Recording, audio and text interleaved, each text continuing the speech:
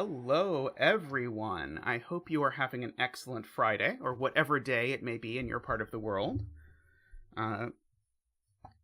Let's see. We get to start with this puzzle, which is exciting. I think this has been on my list for a long time, but this is today the most voted on puzzle. So I'll start by saying who voted for it, and then I'll try and remember other things I'm supposed to say. The people who voted for this, by the way, I should say, the people who voted for this, Woofer, Neverio, Luda, Ambrose, Russ, Alathana, David, and DDX. Supporters at the windmill level or above can vote for what puzzle out of the puzzles I'm thinking of doing. We do. So this is that. But we have a new supporter, I should mention. So we have a new fan who is Dual7. So welcome, Dual7. Let's get you a fan dance. I don't know if you're around at the moment, but thank you so much for your support. It means a ton.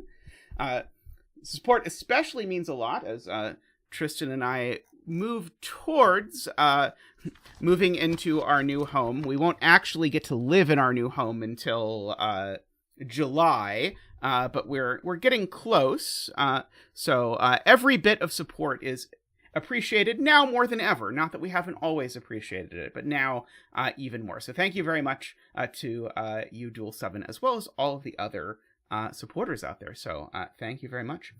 Speaking of that, as I have been saying for a bit, there is going to be an upcoming 24-hour stream, basically fundraising, trying to get some new supporters for get us through the move. So I'll look forward to an official date, but I know a lot of YouTubers do like a supporter drive, which I've never really done before, but if I'm going to do a supporter drive, it feels like when I'm moving to a new house is probably a good time to do it. So we will do that. I have put up a kind of poll in the Discord, the zetamath Discord, where I sort of listed some things I might do. Spoiler, I'm not going to be able to do Sudoku puzzles for 24 hours. It will not, it would not end well. My brain might melt. Now, I've proposed a lot of things, and notably the thing that currently has the most votes is me doing Sudoku puzzles, which suggests that I currently do the right thing on stream, because the thing that people most want to see me do is the thing I do on stream all the time. But I've proposed many other options as well of things that I could do. So one thing that's in there is I could set a puzzle. So usually I say I don't set on stream because setting takes a while, but if I've got 24 hours, I can probably I can probably set a puzzle on stream. We'll see. I mean, if I set the next MIA, that could be the whole 24 hours. We'll see. I've been contemplating exactly what sorts of things I could set, because I have some ideas that I sort of think will work if I just force myself to sit down and look at them, and that seems like it might be a good time to force myself to sit down and look at them. Again, I always worry about whether it will be, like, the least engaging content in the world to watch me, like, add an arrow to the grid and then see that it breaks, and then rewind and add a different arrow to the grid and then see that it breaks. But enough people have voted for it. We're going to learn together. I also have been intending to set a pack to match. So if you've not seen it, over on the Discord, I have what I called the zetamath's Introduction to Nonsense pack. It's a pack of a bunch of 1-star 6x6s that introduce you to a bunch of non-standard Sudoku variants. I've been wanting to set a version of that pack, but for standard Sudoku variants. And it seems like that's the kind of thing that I really could do on stream in a bite-sized, comprehensible way if I'm setting a bunch of 6x6s in a row, just so you can see sort of what that looks like. Particularly for people who have not set before and have wondered, like, could I actually set a puzzle if I tried? What would I even do? Is a sort of question I get a lot. I think if I set some 6x6s on stream, I think that'll give you a very good idea of how to do that. But anyway, there's a bunch of suggestions over on the Discord. You're welcome to vote for them. You don't have to be a member or supporter or anything, although, of course, I prefer if you're a member and a supporter, and a subscriber and all of the other things. So feel free to throw in your voice and vote for things like that. There's a bunch of non-Sudoku games in there that are varying degrees of puzzly.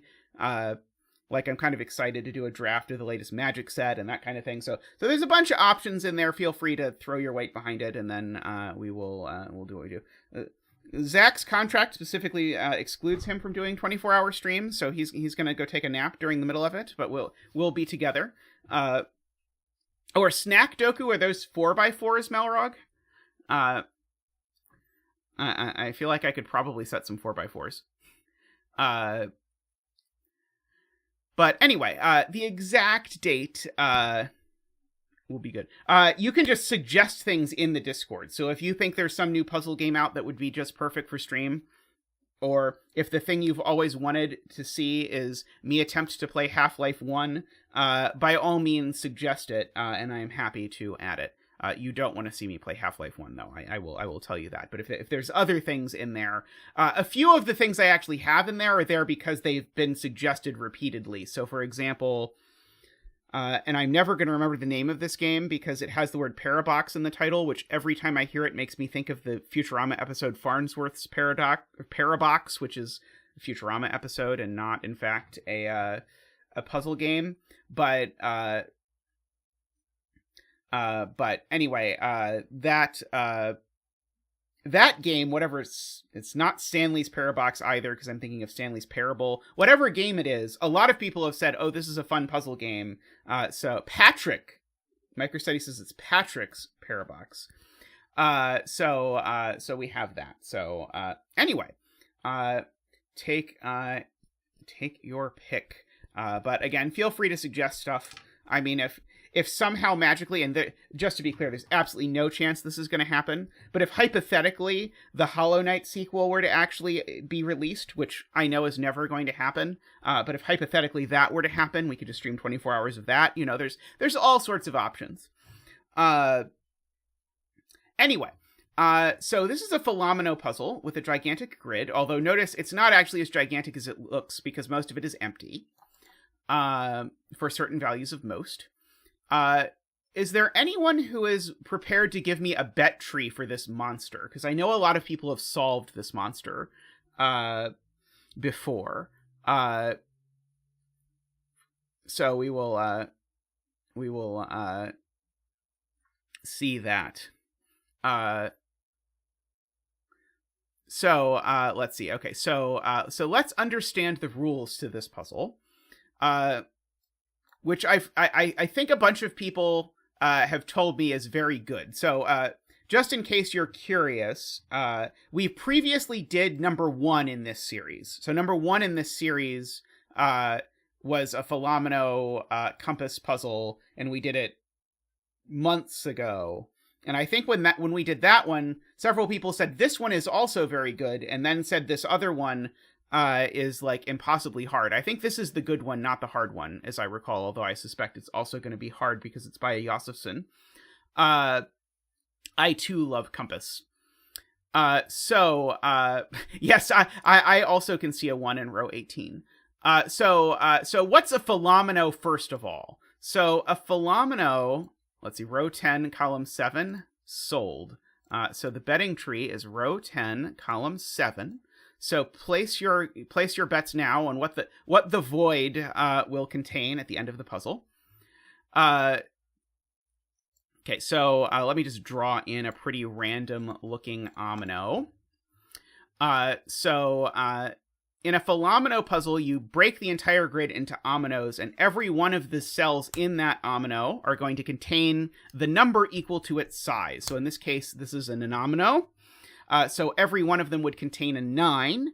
Note, there's nothing to stop you from having dodecaomino or whatever, so there's no cutoff at 9. So you're welcome to go above 9. So we have that. And so the rule of Fillomino, and actually the only rule of Fillomino, is that everything needs to be in an omino, and 2 ominos of the same size can't touch. So I could, for example, have a 5 omino here, but I can't then have a 5 omino here. This would break the rules because I have a 5 touching a 5. I'm not allowed to have a 5 touching a 5. Okay. So we have all of that, and then we have the compass rules. And so we have to read these carefully because of the remembering what direction this goes. And I'm going to get wrong what direction it goes about 50 times. So let's draw in something here. Let's just draw in that. Just make that a 6.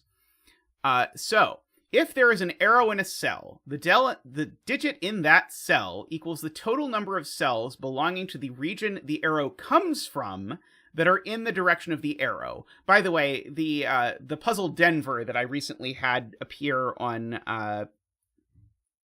Cracking the Cryptic is very much inspired by this kind of idea, where it's sort of like a clue that points at a clue. So in this case, what we would be saying is that there are 6 total purple cells above this line. Oops. Ah! No! Stop! Above this line. And so whenever you're doing compass, you always draw a line in at the clue and just count everything past that line in whatever direction. And so in this case, this is improper because there are not There's not 6 purple cells in this above this line. And by purple cells, I specifically mean in this omino, not like cells that happen to also have 9 cells. And so it would be correct, I believe, if I made this a duomino instead. That's not a good duomino. We'll make the duomino look like that. We probably also shouldn't make it purple. This stream's off to a great start. So there are 2 purple cells above the line. So this should be a duomino. All right. So that is that. Hello, Alice. There are multiple names for every omino because of the fact that we have prefixes for like every language that count numbers, just like there's names for all the different polynomials and all that sort of thing. So we get that. So in particular, these 2 numbers can never be the same. Because on opposite sides of an arrow. So if these were in the same omino, what that would be saying is there's as many yellow cells below this line as equal to the number of yellow cells, which is obviously a problem because there's a yellow cell above it. So that's not going to work. That's again because of the fact that every cell in a Fillomino contains the size of the region. So that means that we get to draw in some free borders, which is going to give us a free digit. Also, like any good setter who uses a clue that points at something, these can be read as greater than signs. So the number pointed at by the alligator is always greater than the number not pointed at by the alligator. Because of the fact that you always have fewer cells beyond the line than there are total cells. You could never have an equal number, and you could never have more cells in a region above the line than there are cells in the whole region.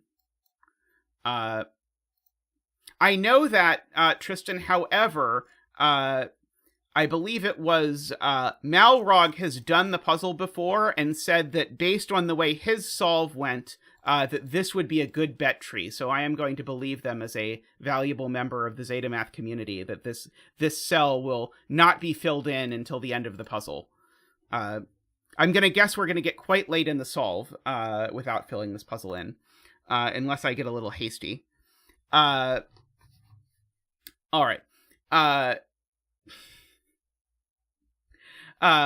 However, if someone would like to propose an alternate bet tree, we could have we could perhaps have competing bet trees, and we could bet on both of them. All right, so we get some pencil marks here right away because these can only be 1, 2, or 3 because this is all sort of penned in. And in fact, actually, this one can't be a 1 because if this cell was a 1, it would make both of those 1. Now, literally everyone in chat has been screaming at me since the beginning, or since before I even said anything about the puzzle, that this is a 1. So we'll go ahead and we'll give chat what they want, and we'll give them the 1, and we'll go ahead and do a digit dance for the 1. Ba-boop-ba-doo! Woo! Ba-doop-ba-doo! Woo!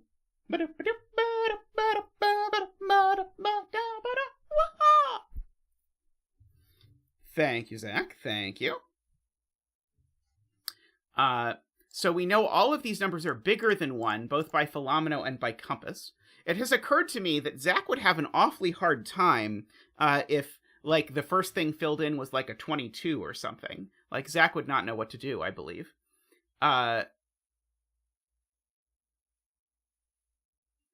Okay. So this digit, or this cell, is a little bit interesting, because note the digit here is less than these digits, but it is bigger than this digit. And what that means is no matter what it is, it's at least 2 in size. So it's always going to sort of extend at least this far. That doesn't tell me a whole lot, but it tells me a little something. Let's see if there's any other cells where we can sort of force the growth. I mean, I'm sure there are, because presumably the puzzle is solvable. This cell we know grows, but we don't quite know where. This cell we know grows, but I think we don't quite know where. Row 1, column 17 doesn't need to... Oh, no, it does. Sorry, I was wrong. Sarah's completely right. This digit is at least 2 because of this clue, and it can't grow in that direction, so actually this one does grow at least that far. Good. Okay, I agree. It took me a minute to figure this out. This I don't think I know is not a 1, but I could be wrong. Like, I know this isn't a 1.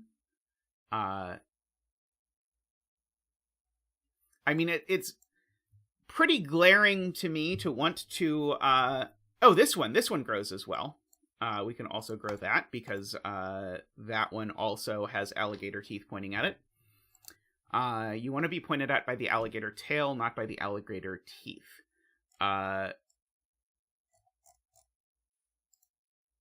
Okay. Row 15, column 15. Isabella says this needs to grow down.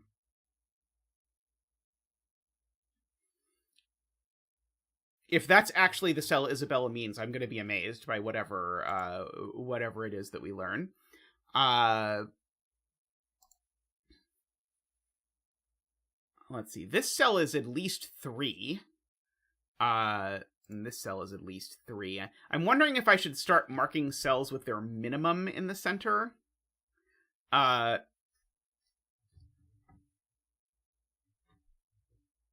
17, column 17? Or row 17, column 15? Row 17... I'm still not sure which cell that Isabella is referring to, but we'll get there. This cell is at least 3, for whatever that is worth.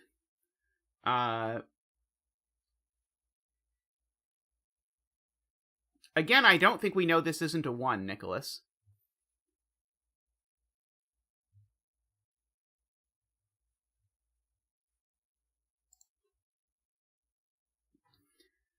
Okay, Jay Dyer says this needs to go up in order to go left. Right. There's at least 1 cell. That's very smart. Okay, so this little omino, whatever it is, it takes at least 1 cell over here, is Jay's point. And so if it doesn't go up, it presumably, let's see, are we certain it can't do something like that? And so Jay's explanation is why it can't do something like that. And it's because row 17, column... Okay, so Jay's argument is this cell can't do this. And it's because if it does, this cell needs to take stuff over here, and it can't. Because this cell would be supposed to take stuff over here, but red would block it off. So I guess maybe the easy place to start is actually not there. I think the easy place to start is this cell needs to get left, and it can only get left by going to both of these. Okay. So we've gotten Jay's point, which I think turns out to be Isabella's point about row 15, column 15 was actually about this cell. So we know this goes here. The problem is now I don't know if it's the same color as this cell or not. Oh, but I'm a... No. Oh, this blue needs to take at least one cell over here, so it needs to take that cell, right? This blue, we're counting how many cells it takes... Wait. Yeah, we're counting how many cells blue takes in this direction now.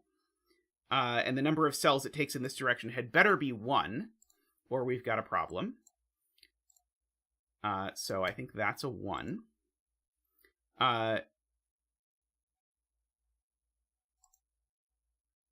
Oh, no, you're right. Sorry. Nope. J. Dyer's right. This point is not correct. Because blue doesn't need to go that way in order to get here. Blue can go around. So yeah, so that was all incorrect.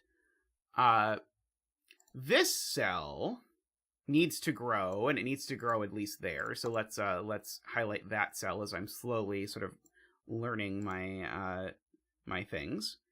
And this cell also needs to take a cell up here. So if it doesn't, it's never going to get up there if it doesn't come at least to here. Now, note it can't take that cell because of that. I mean, I can mark that this is a 1 or a 2. That I am happy with.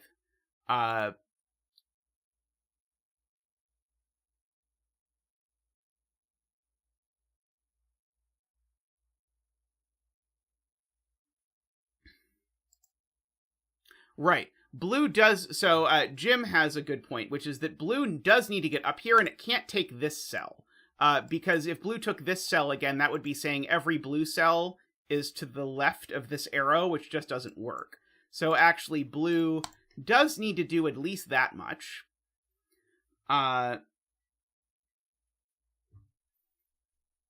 Wait, no, that's... No, that is true. That is true, right? I have to remember constantly which side I'm counting. So yeah, it's the side that doesn't contain the arrow that's being counted, which is always weird to me. To me, the arrow should be in the Fillomino that it's the compass clue for, not the other way around. Like, this should be just a smidge on the other side for my brain, but I fully acknowledge that there are weirdnesses with these things. Now, blue certainly can't take this cell, because there's definitely more than one blue cell below this line. So that cell's not blue. Blue, therefore, takes this cell.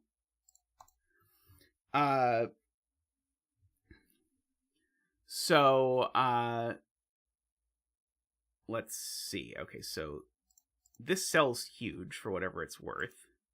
This cell is the number of blue cells over here. So this cell is a minimum of 4. No. Yes, this cell's a minimum of 4. Because this cell is the number of blue cells in this direction. And there's already 4 of them. I'm going to use center marks if I put only one center mark. To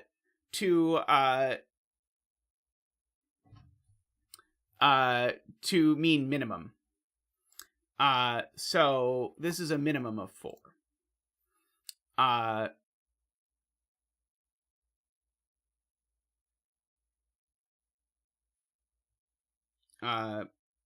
But anyway, the point is that means that this thing has to get out, and it has to get out at least that far.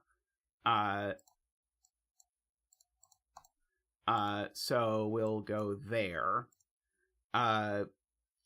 So now,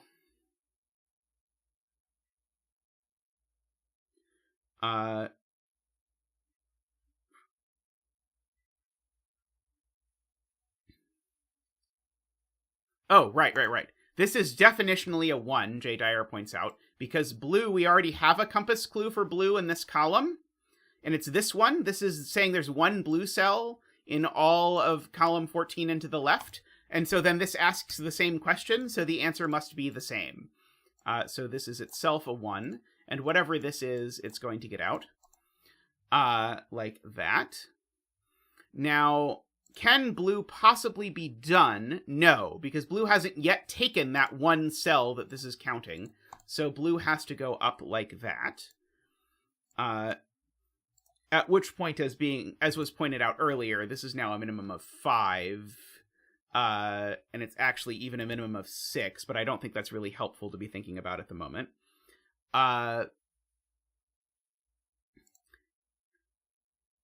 Yeah, I mean, I feel like that something like that has to happen sometime in this puzzle, is my thought, Jay, because otherwise you wouldn't make this puzzle. So there's got to be one, like, 76 omino in this puzzle that goes the entire way around, or you just wouldn't make the puzzle.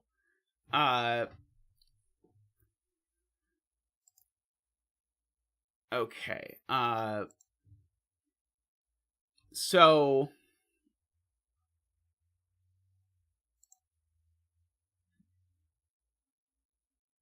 I mean, I don't feel like Magnus would say, I'm just going to put a giant empty void in the middle of my puzzle just for shits and giggles. That it feels like it's got to be there for some reason.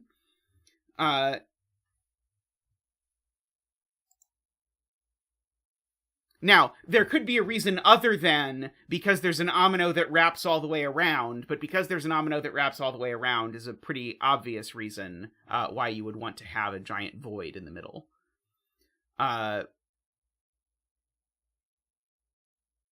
Okay.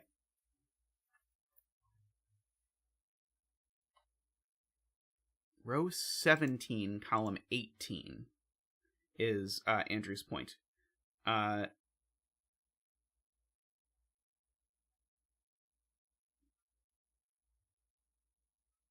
I don't see that at all. Blue can wrap.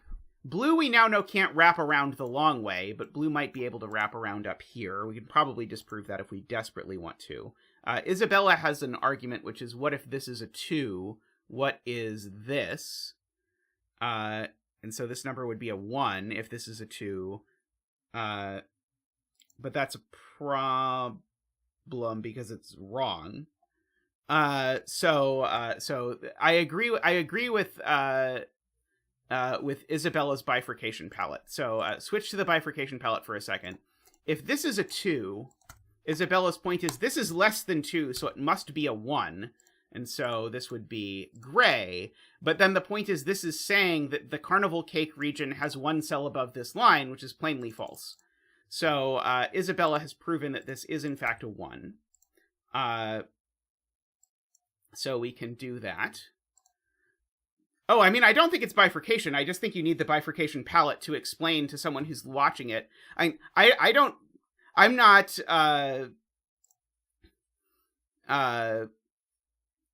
casting shade by using the bifurcation palette. I just think it's super helpful to have a way to say, this is the thing I'm imagining in my head that's telling me this, but it's not real. As opposed to, like, the thing Simon does that always sort of confuses me is, like, just fill in digits and then try and remember what's happening. I'm just trying to use the bifurcation palette to say, this is the thing that I think breaks.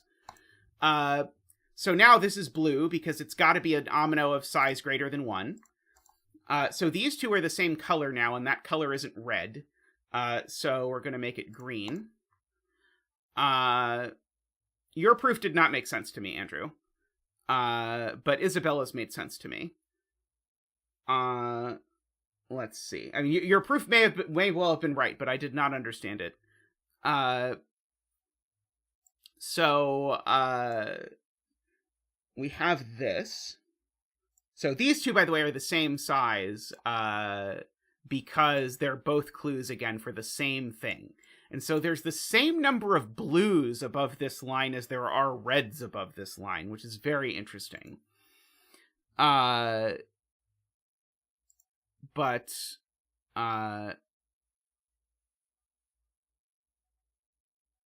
we have that.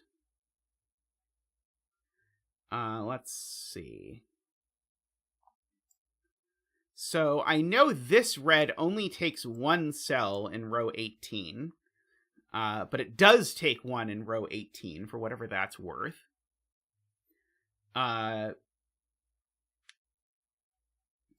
So blue can't take this cell.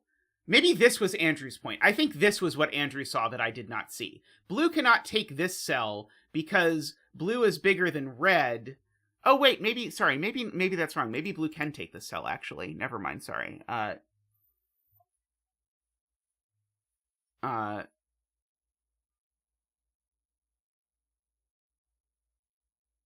Yeah, I'm not sure yet.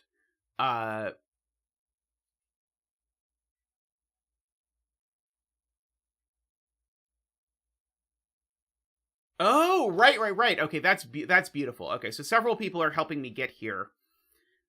So we'll use a bifurcation circle here.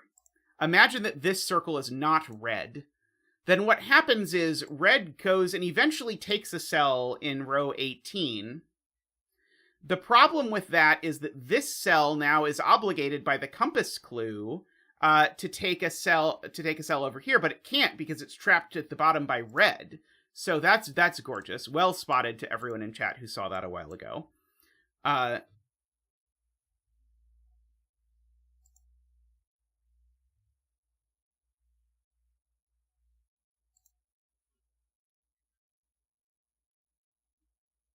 Oh, okay. I understand Andrew's argument now. Andrew's argument is really simple, which is that, yeah, if this was not blue, no matter what color it was, it could never get out because blue was blocking it, so it could never get above the line. Got it.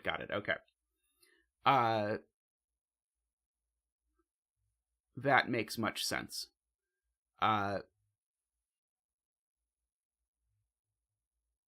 So I agree with chat that green does have to be more than 2. I just don't think I know which cell more than 2 it is. Automatically.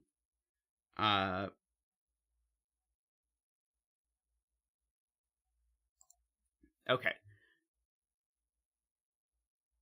This thing... So this cell, whatever it is, it has to get over here. And that's kind of interesting. But not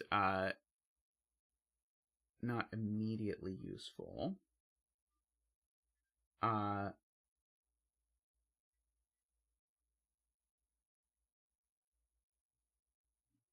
Does blue always go up? So a MicroStudy is asking us to consider if the world breaks if I just declare in stone that this cell is never blue. So if I decide this cell is not blue, blue gets one cell to the left and it has to be that one. And now what's wrong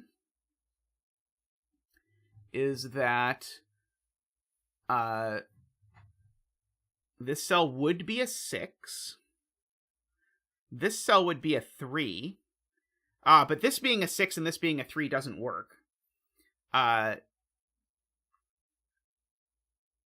This does feel like straight up bifurcation to me, but I think if this is not blue, I think it forces this to be a 6 and this to be a 3. Do people agree with that assessment? 6 and 3 works. Oh no, 6 and 3 does work. Sorry, I was thinking that this was saying that red took 3 cells above this line. Never mind. No, I think it works.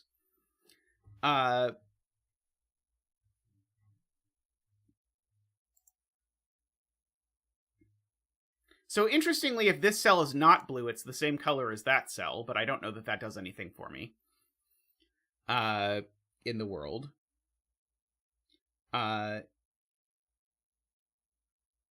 Yeah, the place where the arrow is drawn deeply bothers me. It is I wish the arrow was moved just millimeters to the other side of the line, and then I think this would instantly click in my brain in a way that it does not with this. But I suspect this is a similar problem to like when I made Denver. I was like, which way do I make the arrow point? And I decided I could make it point in either direction and be located in either cell, and I picked one.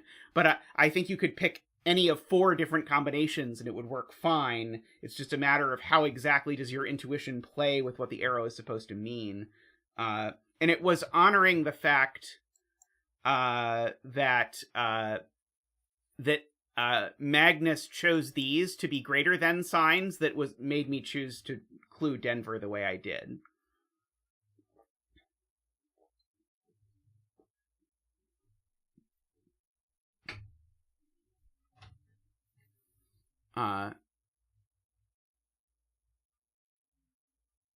It does not force 2 blues above each one, Nicholas. It forces 2 blues up their total, I think.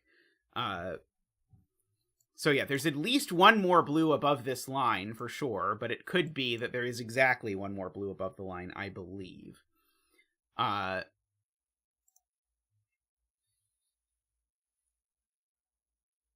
wonder if these 2 are the same color.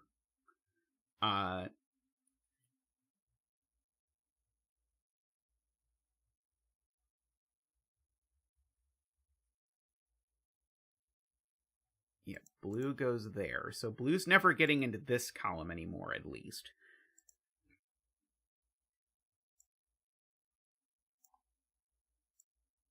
Yeah, this is a minimum of 6. And there are things going on over here.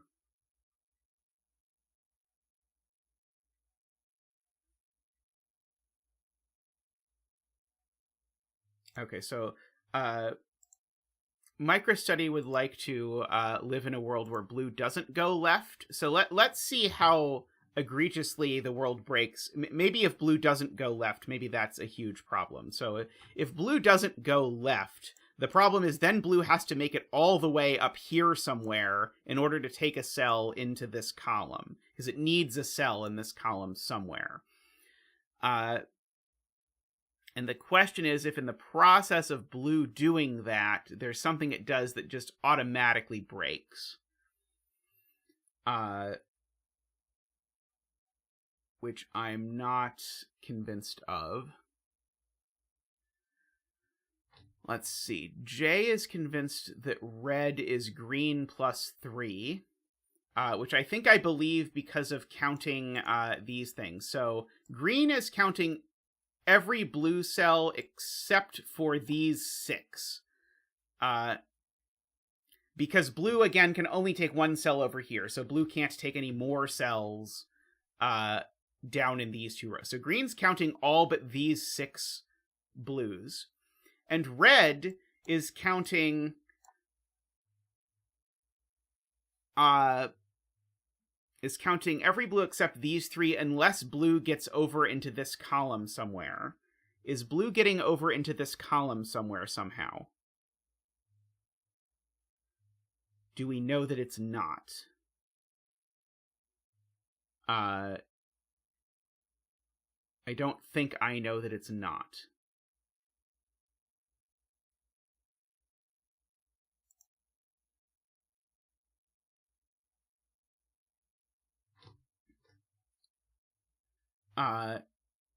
If blue takes row 14, column 15,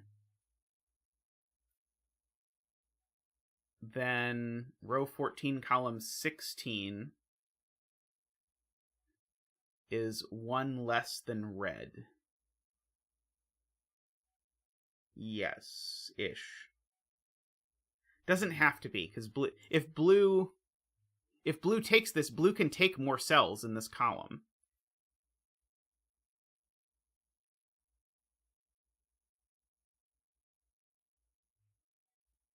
I think, because blue could bend up here, and I don't think there's anything wrong with blue bending up there. There are no Fillominos in here.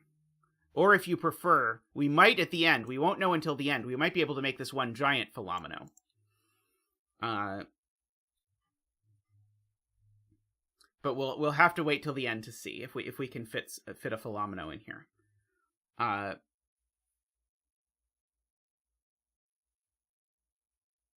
Okay. Row 14, column 16. Okay, so Playmaker wants to know if it's possible that this cell is not red, if that would break somehow, or if it was red, if that would break somehow. But I don't think I yet see where the problem is. I think the thing that can't happen is this. It's impossible simultaneously for this cell to be red and this cell to be blue. I think that's the thing that's true. Because if this cell is red and this cell is blue, that means red is bigger than blue, but red is less than blue. So either this cell is not blue or this cell is not red. I have absolutely no idea what to do with that, but that is, I think, the thing that we can prove. Is that blue and red can't both grow up onto this.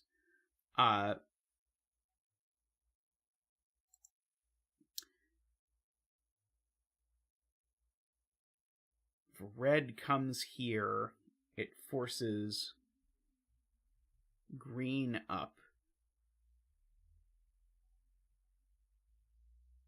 But I don't think that does anything immediately.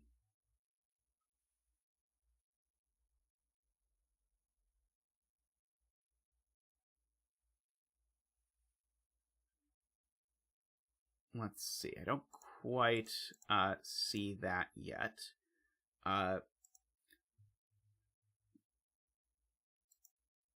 Okay, so this does not mean that this thing needs to go both above it and below it, but this thing does mean that this, whatever this omino is, it needs to go both up and down.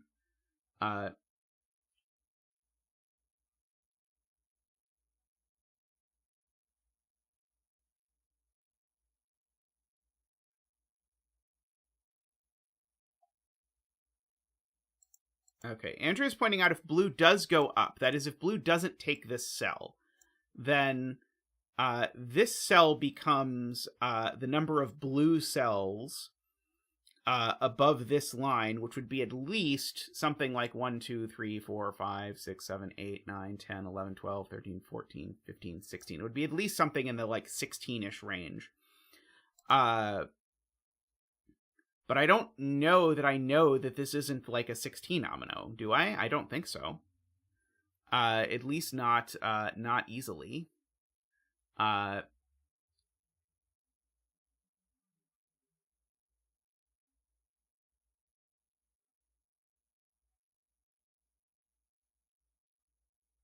see. DWeb is looking at it's going to force row 14, column 16. To have to get left. Right, it's going to force this cell. Okay, so this is the point. This is Diob's point. If this doesn't go this way, I don't know if this is a proof, but this is at least suggestive. If blue does not go this way, then blue goes up. At which point, this region is now obligated to get into this column. But it's going to have to get there around blue, because remember, in this universe, blue is taking one of these cells. And so we're going to have to do something really, really specific, where blue meanders something like this up. And it's going to be really difficult for blue not to cut off this region, which, remember, would not be red as soon as this is blue. Oh, blue can definitely take both of them, Ron. We're only trying to prove that this cell has to be blue. That's the only thing that we currently are doing. I agree with Jim. Blue has exactly one cell to the left of column 15.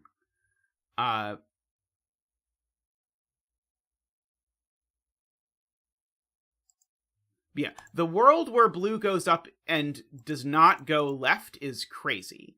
But I don't see it as being broken, because I think those two things can just both squeeze through. There's a gap exactly wide enough for two things to squeeze through. in order to make it around, and I think it would be annoying to fill in, but I don't see any reason why it couldn't all work out if that were the case. Maybe I need to think about the fact that this red needs to get above this line. That might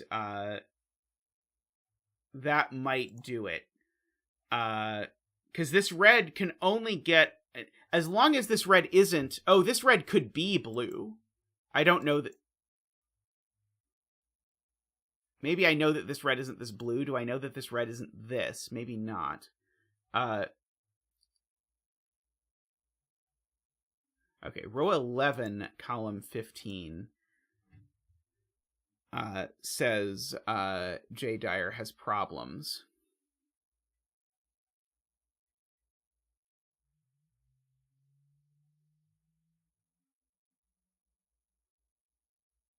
It needs to go down. So whatever this is, it needs to go down. And it could not go up by going down.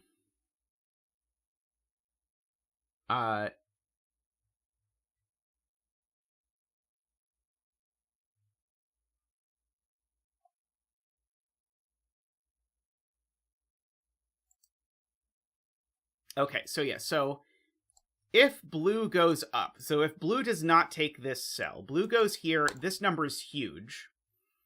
And so this cell needs to take a huge number of cells down here. But the minimum amount of huge we said was something like 16. There aren't nearly that many down here, so the way it would have to go there, it'd be to run all the way around here. And that's never going to happen because there's only 2 outlets through here. And so I think that does break.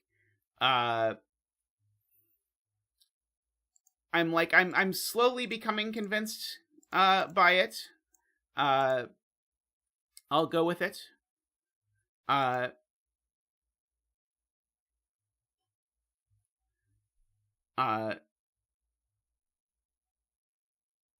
So yeah, so the whole point of that is blue takes this.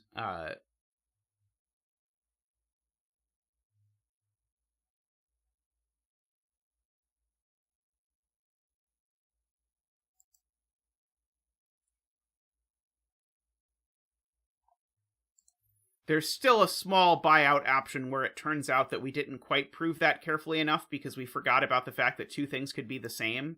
I would definitely believe that we forgot that this red and this red could be the same, and if they are the same, we could do something. But we'll take it for now, and then if we break the puzzle, we'll figure out what happened. So yeah, this is taking at least 3 cells over to the right of this line. That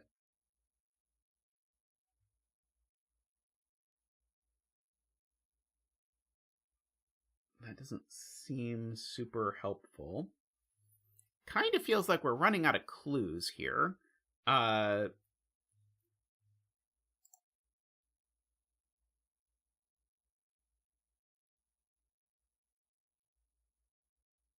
trying to think. If this is red, red is going to need to take, of course, at least 1 cell over here. It would probably be exactly 1 cell.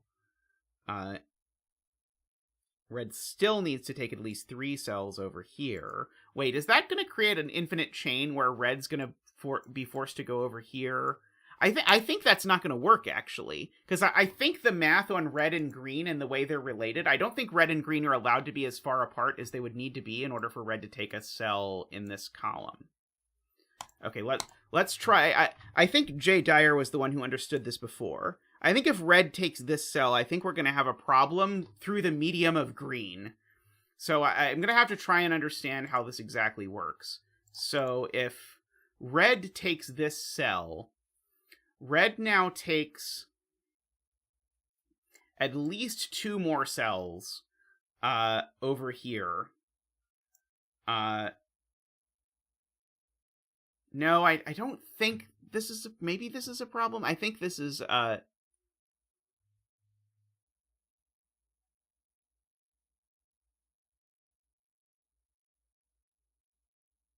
green takes that, if red takes that, green is exactly 3.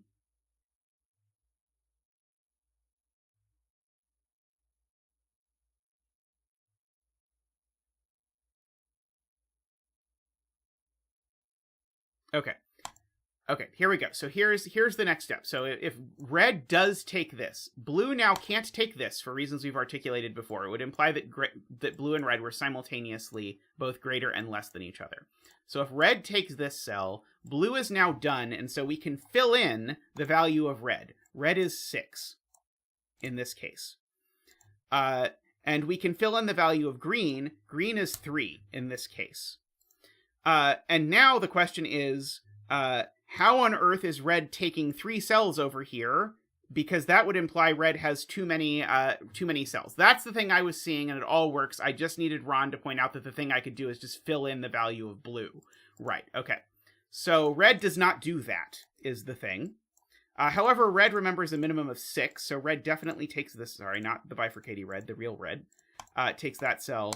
So green takes this, like that. Yeah, we can't place 3 more 6s if we've already placed 4 6s. Now, red, again, grows. And it doesn't grow that way. Now this is interesting, because this, remember, is big, and it's not red, so it grows up. We can make it orange. This does feel like meaningful progress, I agree. So if this is blue, now blue takes orange cells. No. Then, if this is blue, now orange takes blue cells to the left of this line, which seems implausible, but not, strictly speaking, impossible.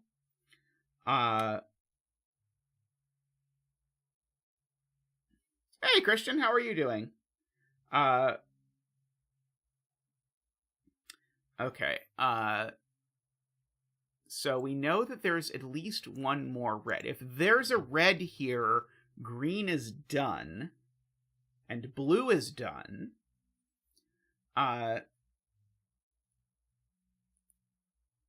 So funnily enough, this cell's always red or green, because if it's...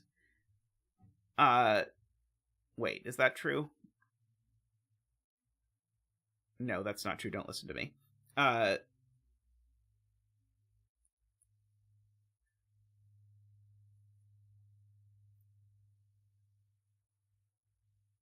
If green grows, blue must grow, is true, right? If green grows even 1 bigger, blue does take this cell, and we have some wackiness going on.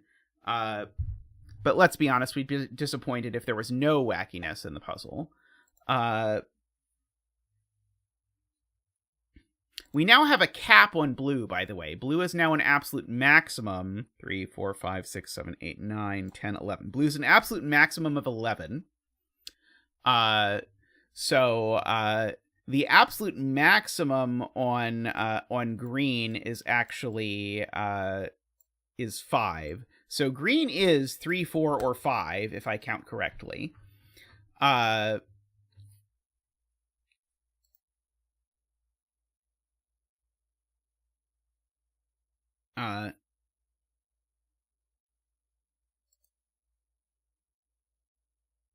Blue can't take this cell, because whatever region takes this cell takes a cell above this line. Doesn't that mean this cell has to be orange? So yeah, that does rule out 5 here, but I think this cell has to be orange, because whatever this cell is, it needs to take a cell above here. It can't be blue, so it's orange, right? For sure.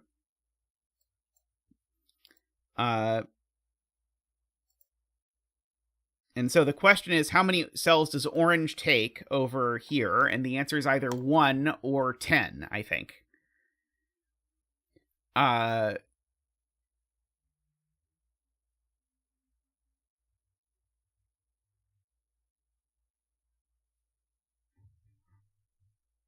So yeah, so this is 3 or 4.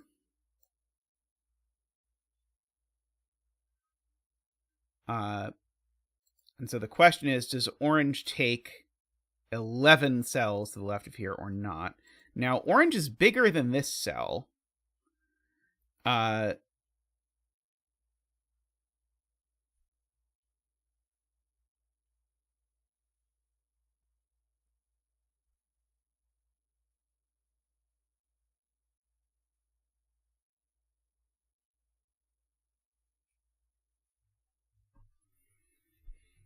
Yeah, blue can only be 9 or 10. Those are the only options for blue. I just don't have a great way to mark that blue is 9 or 10. The 6, if I only have one number marked, it's a minimum, Sarah. So red is at least 6. But could be 7, I think. So yeah, in fact, yeah, I could now, just as Sarah suggests, fill in that it's 6 or 7. Because now that I know how blue has become restricted, this red actually can only be 6 or 7.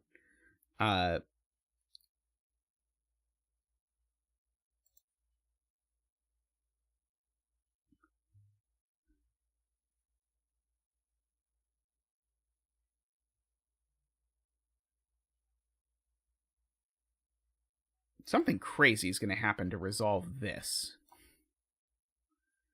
Because there's like almost no clues in this part of the torus. Or the annulus, if you prefer. Okay, so what is going on here? This orange relationship is becoming interesting. So I know orange has to take at least one cell up here. But I think that could be orange and this could be a 1, and I think we'd be fine, right? Is there anything wrong with that? Let me maybe fill that in the bifurcation palette before I say too loudly that it's possible. If I just imagine that orange takes this cell, imagine that that's orange and this is a 1. Is that a problem? This is supposed to be my fake orange.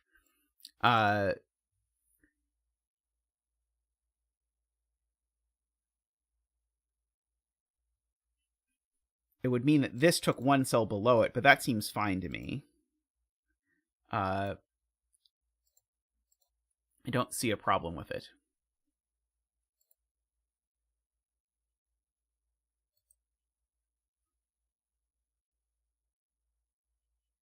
Heliopolis says orange is neither red nor green. That's certainly true, yeah. Green is nowhere near big enough to be the same as orange. Oh,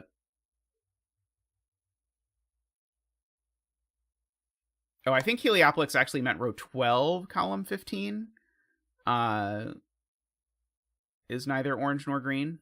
Or sorry, neither red nor green. It's not orange either. But this could very easily be a monomino.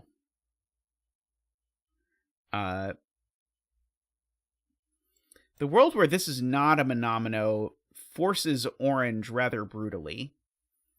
So let's look at the world where this is not a monomino, because maybe it just instantly breaks. Because now I'm saying there's 2 orange cells above this line, so that requires orange to extend here, which then forces red to go here, and be 6, with this being 3, which would make this also... which would make this a 1, which is, I think, correct, unfortunately. So I think that makes that a 1, but I think that's all okay. Barely, but I think it's all okay. Row 13, column 18, was what Heliopolis was talking about. That's not red or green.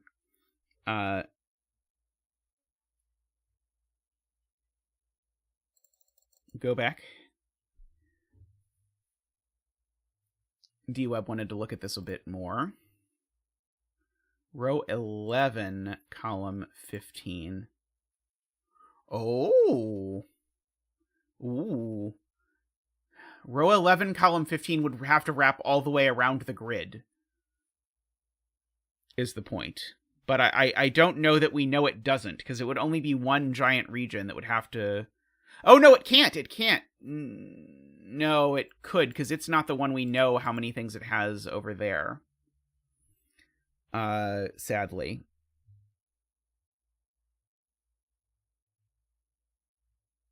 I mean, I'm not saying I want it to happen. I'm just saying that we can't assume it doesn't. And also, it's a compass puzzle. And so the whole compass experience is always... the whole compass experience is always that you assume that your region can't do that, and then the region does that. Now, that has not been as true in the compass Fillomino puzzles, but like regular compass puzzles, that sort of nonsense happens all the time. But I think, yeah, I agree. It's very specific if that happens.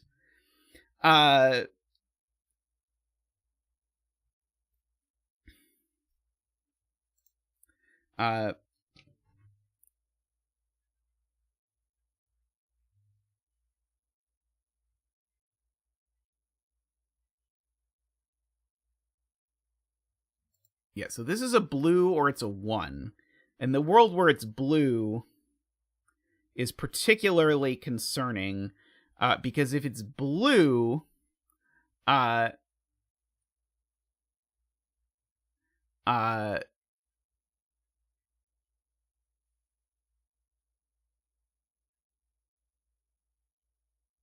maybe we should think about this and see if we can do any sorts of de-nonsensing.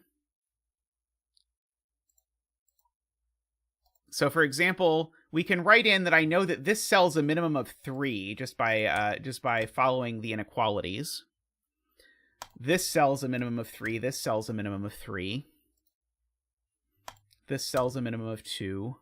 I guess I don't really need to mark in that it's a minimum of 2.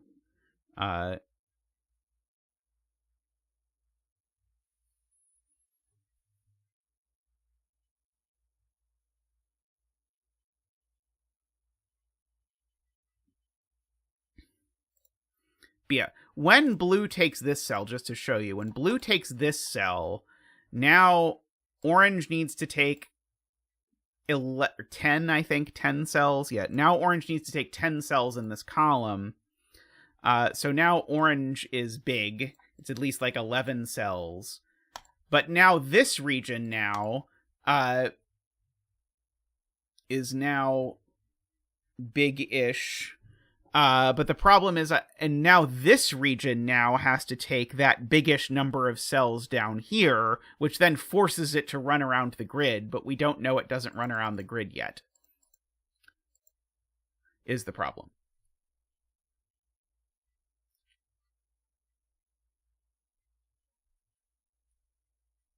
Oh, by row 12, column 15. Okay, so Martin thinks that if we actually follow this through, we can get there. So if we do this, it immediately makes green 4. It immediately makes red 7. So we have to now check. Do I know? So orange here would certainly grow here. Right. Okay, yep, that does it. Yep.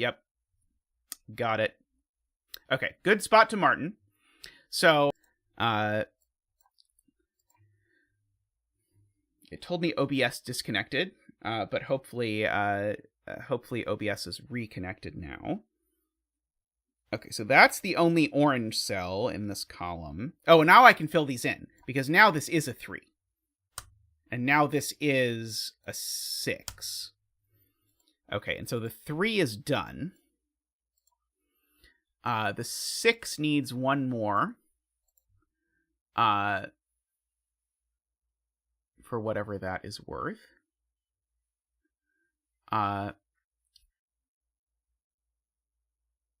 Blue is 9, right? 3, 4, 5, 6, 7, 8, 9. I'm back. Oh, there was a blip. It did sound like there was or it did look like there was a blip because it said something about OBS disconnecting or something like that. I don't know.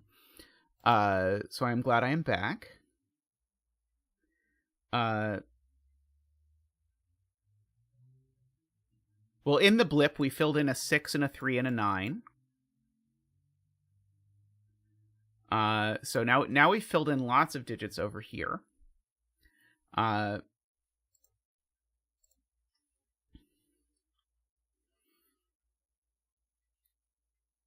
So the world where this is not a... I mean, any world is kind of interesting because this cell needs to take some cells down here. But maybe this could actually be orange is possible. I do not know. I kind of feel like we're out of clues for down here. I think we're going to have to think about this area.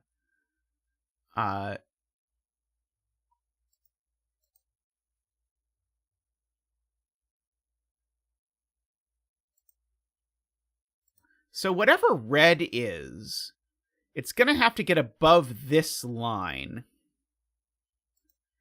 And that's going to be tricky. It's going to either take that cell or that cell. If red takes this cell, does it break immediately? It might. So my hypothecation is, what if this red, what if it takes that cell? It then blocks off everything else from getting above it. But I don't think that's a problem, unfortunately, because I don't think I know anything about anything down here. So I don't think I know that red doesn't take this cell, unfortunately. Because if I knew that red couldn't take this cell, I'd know red had to take that cell, which would be super helpful.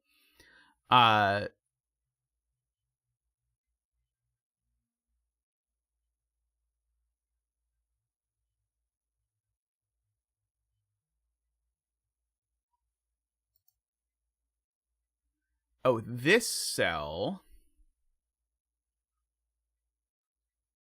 needs to take something below, J. Dyer points out. So, oops. So this is real red, not fake red.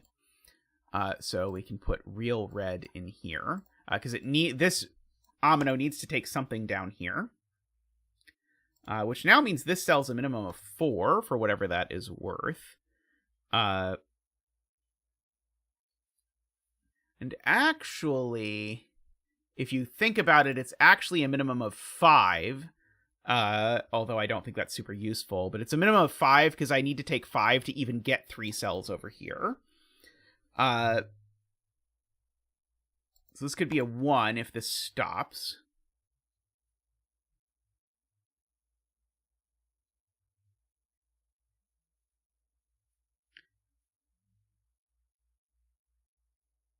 Row 4, column 16, doesn't take row 2, column 17.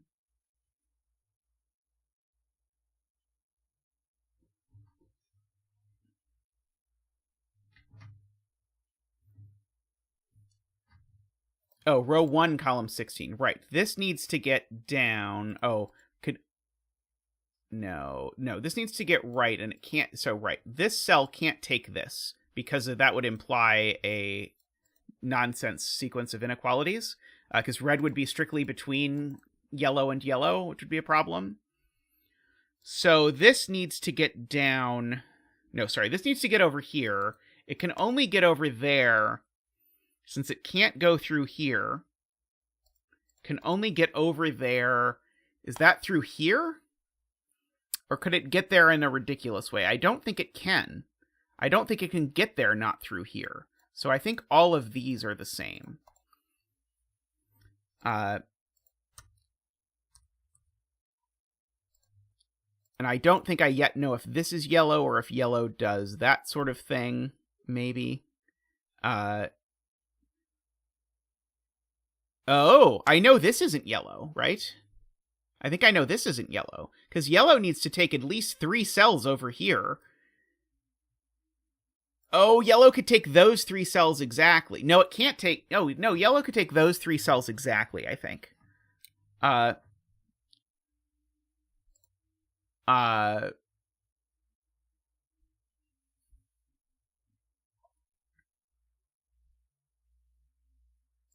yellow is taking at least 3 cells over in this column, and it's currently taken 0 of them. So it is important to keep that in mind.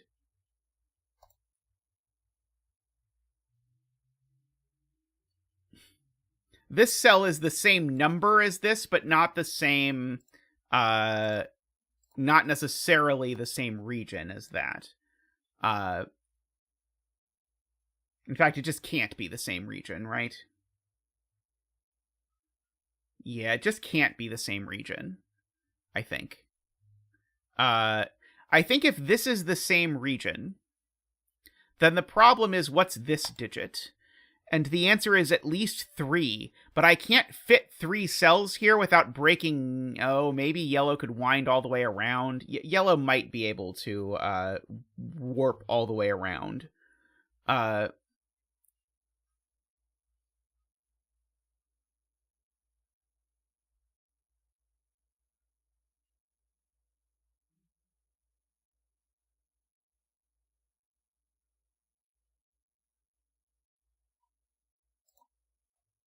Good spot from Andrew. This needs to get above itself, and now this barrier says it can't do it this direction. So this goes in an omino that definitely hits all of those cells. Oops, no, sorry, not that one. Ah, wait, why did I de-red that? Wasn't that red before? It was red. That hits all of these cells. I don't know why I did that the way I did. Yep, so that's smart. And I know that these don't connect because they're the same omino. Omino.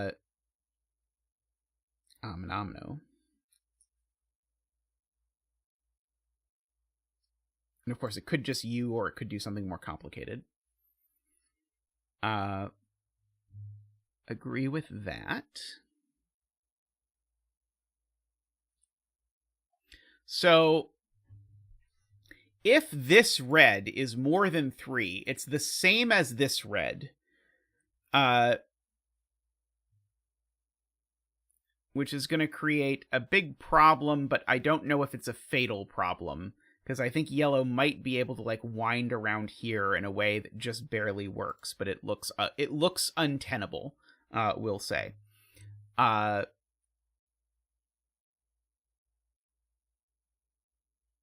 Oh no, yellow can't do that. Yellow can't do that because yellow only takes at most 3 cells to the left of this line.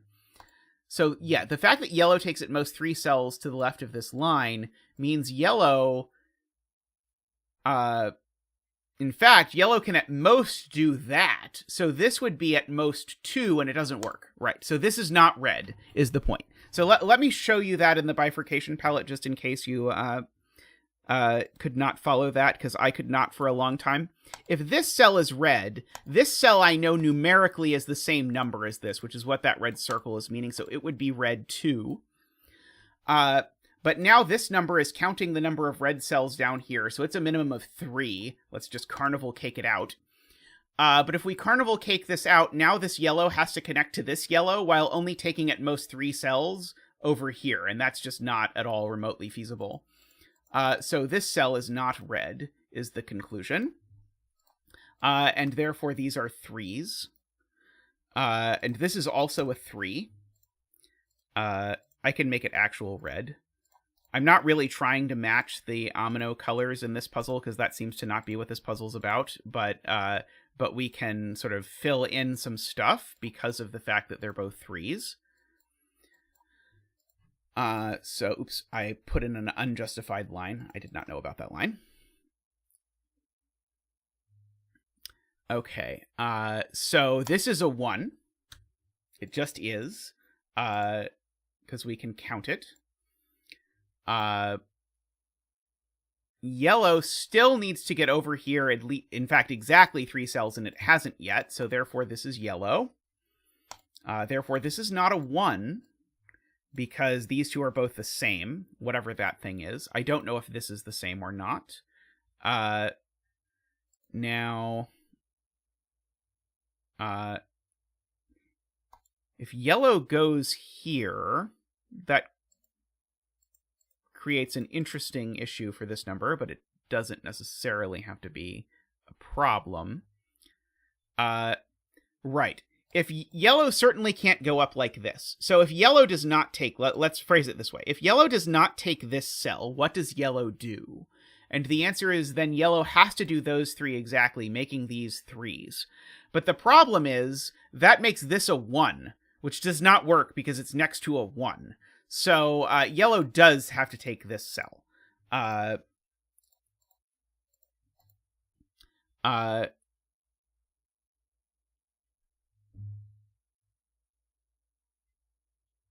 Now, yellow...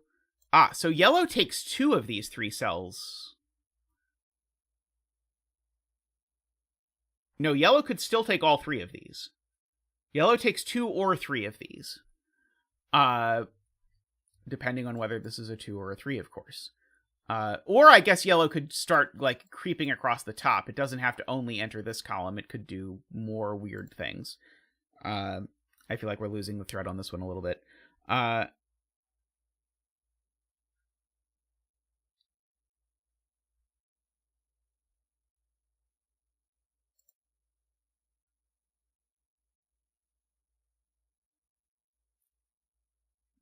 Yellow takes more than 3 cells below row 3, column 15. True, right. Yellow still has to take 3 cells over here. They're all below here. Even if it wraps around to take some over here, it's not anywhere near enough to make that work. So this is never yellow, is the point. Wait, no, that's not true. No, it is true. It is true, right. Because if this were yellow, this number would have to be big, and it's not.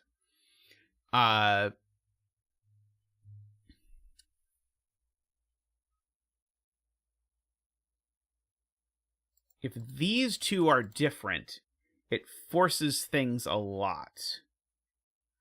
I think I could just do the bifurcation palette to say if these two are different, it breaks, but I don't want to unless I have to. Because I think it would just be straight up bifurcation, but I don't think these can be different. I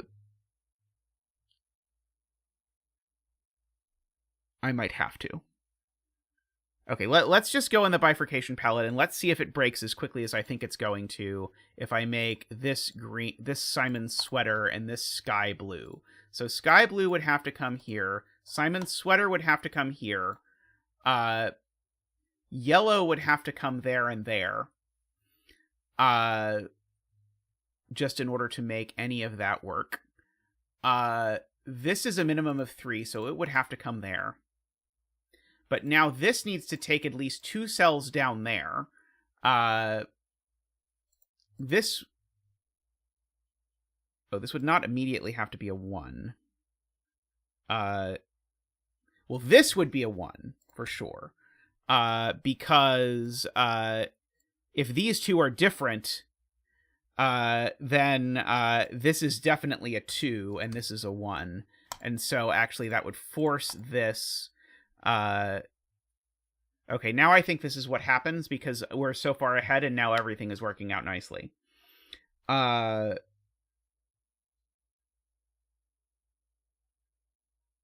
So yellow would be done. This all looks okay to me, unless chat sees anything magical. I think that this is, in fact... I think this is all... Well, yeah, Simon's sweater is going to keep growing.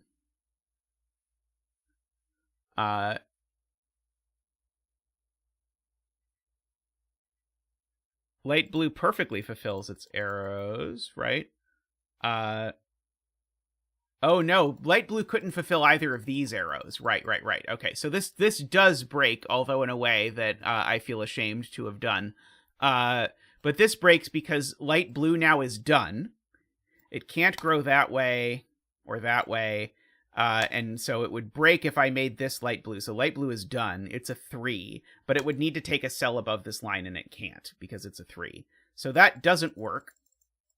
So I did all of that to prove that these two are in the same omino, because that was contingent upon these two not being in the same omino. If these are in the same omino, this one certainly isn't a 1, and there's no way that this is a 2 plus a 3 omino. So in fact, this is a 3 omino. We'll go ahead and make that red just so that it can match its nearby friends. Okay, no, we won't make it red. We'll make it blue-green. So these numbers are now a minimum of 4. And that number is now a minimum of 5, I believe, is the consequences of what I have proven. Oh,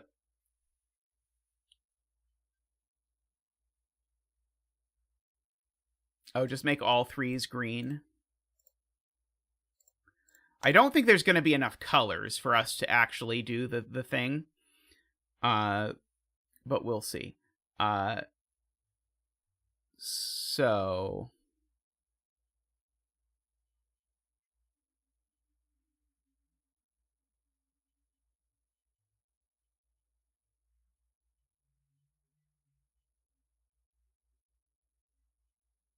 yeah, yellow takes 3 cells over here.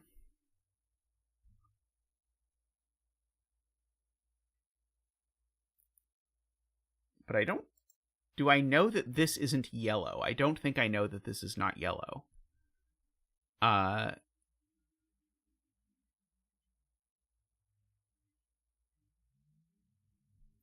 The fact that this red needs to take 3 cells up here is getting very tight. Let's see. J40 says row 6, column 15 has to take 3 cells above 6, so it has to loop around right. Pretty sure that means row 6, column 16 is yellow.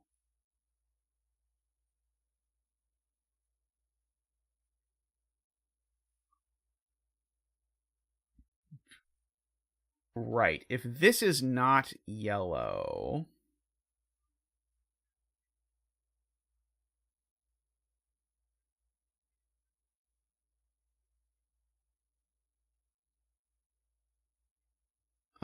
maybe not. Maybe. I feel like it can't be yellow, but, maybe.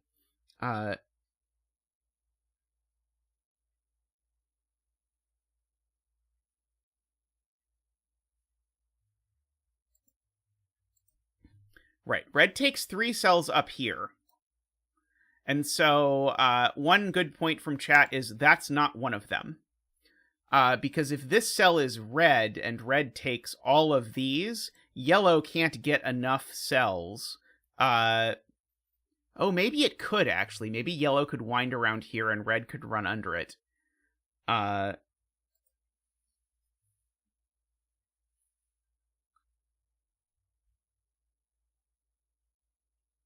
Oh, it's the green 3 that breaks if red takes this? Ah, right. Okay, so here's the point. This red, what if this red takes that cell? Then this green 3 takes that cell, but now there aren't 3 cells for this red to even take. There's only 2, and so that breaks immediately. Okay, very clever. So red does not take this cell, and rather takes these cells, making this green, making this in fact yellow, and this yellow. Let's fill in a 3 here, making this red and this red. Let's try and figure out exactly how many things we're trying to count to in yellow again. So yellow needs 3 cells over here, so the yellow keeps growing. Now yellow has its 3 cells over here, so it's not allowed to grow down or over. This red still needs to connect, so it's going to connect under like that. This, let's see, red takes 3 cells up there. We've got that taken care of. Red needs to take yellow many cells over here. It's fine. I don't think I know whether this is yellow or not, but there's probably a clue that tells me, what... Oh, no, this just has to be red, because the reds have to connect, and they can't connect through there. What am I talking about? So the red goes through there and there, because of the sort of given barrier there. And so I now know the value of yellow, because yellow is 1, 2, 3, 4, 5, 6, 7, 8, 9, plus the 3 cells it takes over here. So yellow is 12. Sorry, center is 2, not 5. And the outer is that. So yellow is 12. Red needs to take 12 cells round here. 1, 2, 3, 4, 5, 6, 7, 8, 9, 10, 11. Red needs to take another cell over here.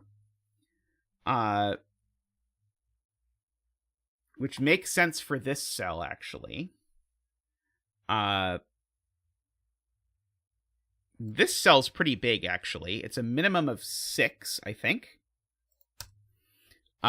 because I know there's another red cell down below this line just by virtue of the yellow business. And so this region, whatever it is, it's going to come out like that. The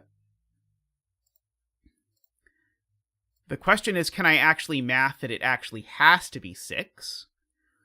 And I think the answer, is yes, because I think I only get one more yellow cell, I only get one more red cell over here, because yellow is exactly 12.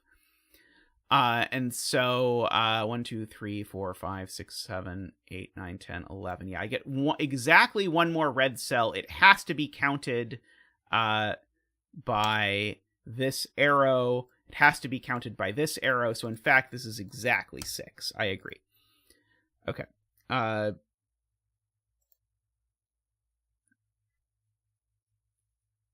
If the 6 takes this cell, the 6 looks exactly like this.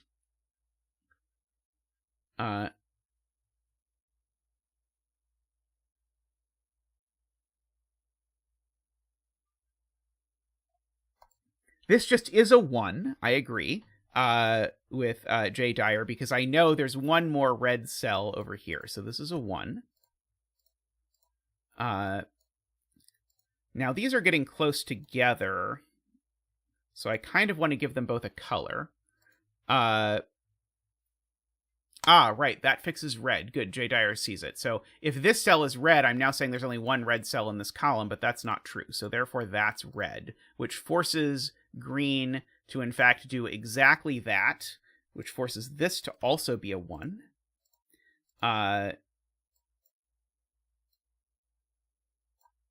Red is fixed. Red is done.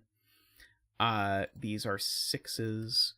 This red is a 1, 2, 3, 4, 5, 6, 7, 8, 9, 10, 11, 12, 13, 14. It's a 14.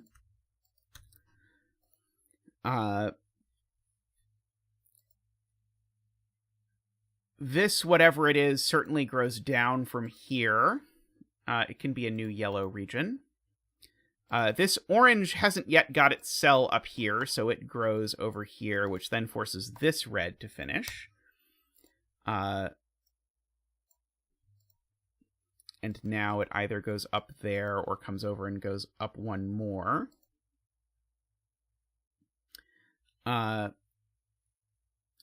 This yellow can't take this cell without... This yellow has to take this cell for a sort of funny reason, which is that if this yellow doesn't take this cell, then the yellow takes this cell, which has forced this to be a second 1, because there's nothing else it could be. So this cell is yellow, which then, funnily enough, means the cell below it is not yellow. So yellow is either 3 or 4, are the only options. If yellow is 4, it is being pointed out by Andrew that would make orange 6. And orange cannot be the third color for 6s, or Andrew will lose it. So yellow is not 4, yellow is 3. So therefore, orange is 5, because orange can't take everything. If orange takes everything, it's too many. It can't be 6, so therefore orange is 5, and we know exactly what it looks like. So this is 5, and this is a little domino that can be blue. Dot-dee-dee-dot-dee-dot. Okay, so that finishes that part of this grid.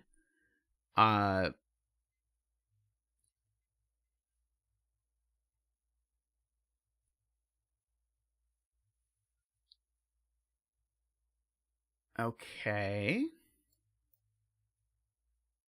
So remember, yellow still needs to get 3 cells over in this zone somewhere.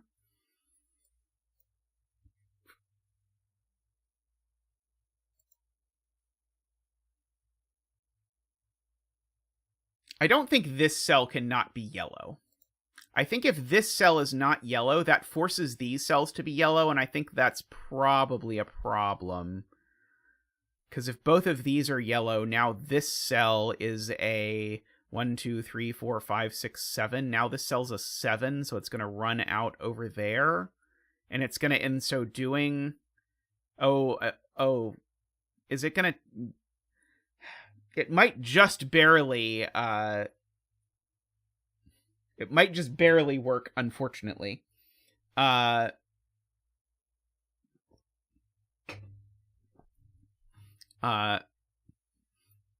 I think we can probably draw in enough to make it break, but I'm not sure it's what I want to do with my life at the moment.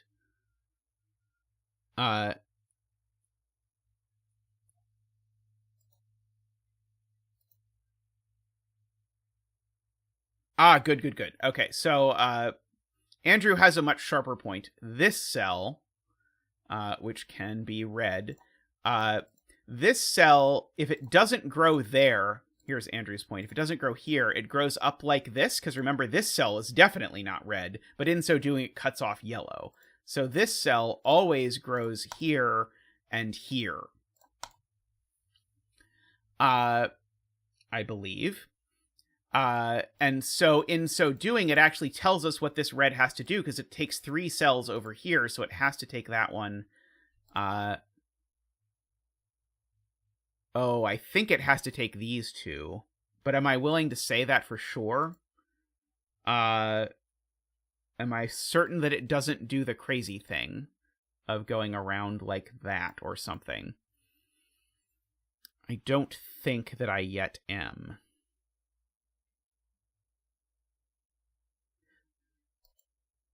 But again, if this cell, we can still extend this, though. If this cell is not red, red hasn't gotten its 3 cells, and it has to go up and block the thing. So that cell is also red. So this cell is definitely not red. And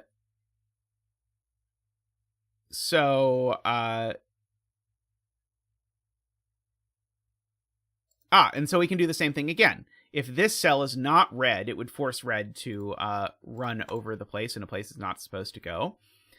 So then red stops, at least as far as its leftward movement goes, because it can't take any more cells down here. But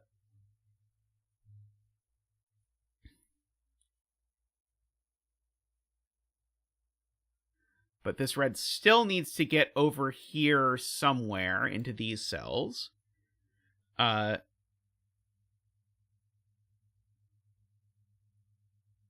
Right, this cell's at least 2 now, right. Because now this cell is counting these 2, and so this cell's at least 2. It can be blue. So that finishes the red, good. In that direction. And so now the red, in order to get its 3 cells over here, it has to take those 2, but now it's done, because this number would be larger than 3 if it did not finish. And now yellow takes these 2, and now we have to decide which cell yellow finishes in. So let's fill in the value of red. Red is 7.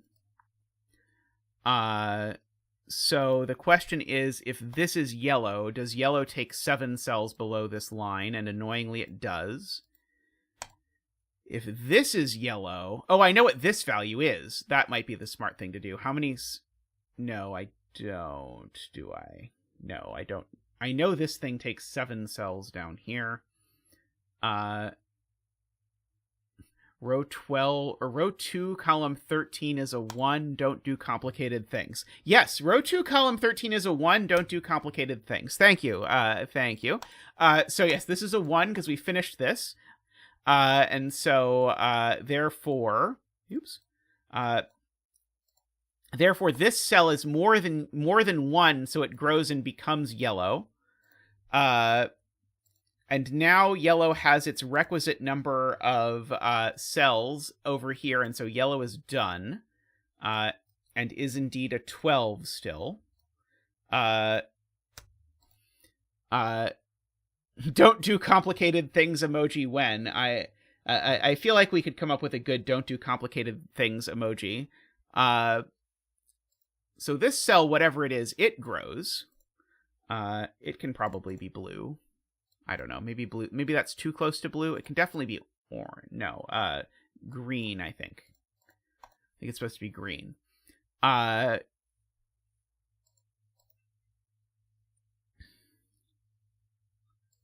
this... Oh, this cell, I just know what it is. It's just a 2, right? This is just a 2. Speaking of doing complicated things. So, it's a 2. So this cell cannot be green, because if this cell is green, I know green takes 1 cell below this row, but if this cell is green, it would take 2 cells below this row, which would mean it would need to take -1 cells below in this row, which is not going to work. So that cell's not green, so that cell is green. This cell is a non-green thing. It looks like it can be yellow to me, and it's at least 2. And it's got to keep growing because of the fact that it needs to take stuff down. This green still hasn't gotten its cell down here, so it needs to keep growing, which then forces the yellow to come down here. And now, wherever yellow takes, it's definitely finishing. This cell probably is green, actually, because it's probably going to say that there's 4 green cells to the right of this line. But we will see. I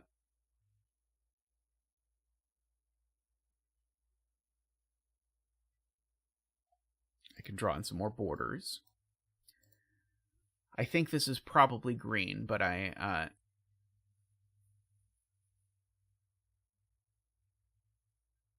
Oh, this arrow doesn't point the way that I think it is. In my brain, it's pointing the opposite direction again, because my brain is bad at this.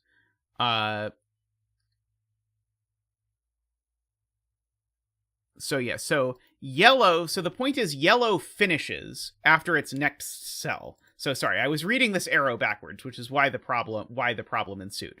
But the thing I said before is true. Yellow only has 1 more cell, because whichever cell it takes, it's getting this 2, and no matter where it takes that cell, there's no other cell it can grow. And so that last cell had better be here, otherwise this arrow doesn't work. So that arrow is a 1, and yellow is a 5. And this can be gray, and green has to keep growing.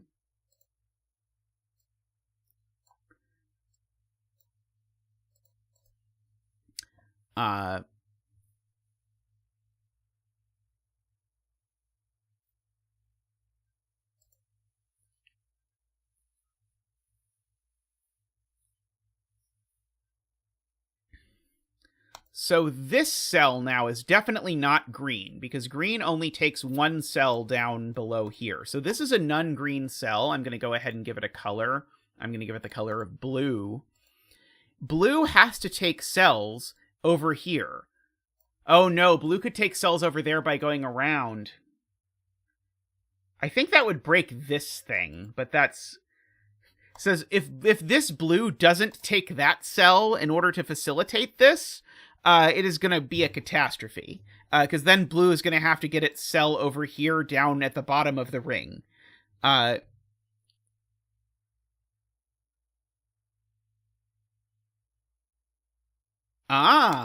So here's the point that Martin sees. This cell is a minimum of 2. This cell is a minimum of 3. But if green went here, we know it would be a 1. So green doesn't go here. So green does go here and finishes. Because of the fact that it only takes 1 cell down here. Whatever this is, we can call it blue. Sorry, that wasn't blue. Green was a bad choice. It does that. This thing, whatever it is going to do that. I'm going to unblue this cell until I know more. So I'm going to make this red, I believe. This red needs to get to the left, and so it must go down and keep going like this, because otherwise it's not going to get to the left. These two are the same, and they're not blue, because if they were blue, they would create a blue is less than red is less than blue problem. So these can be yellow. Red still doesn't have at least yellow cells to the left, so that is going to be red. Green, I am being told, is 7. That's probably fair. Red needs to take some cells over here, so it's either doing it by going around that way or by going over here. Blue still needs to take cells down here, so this blue extends.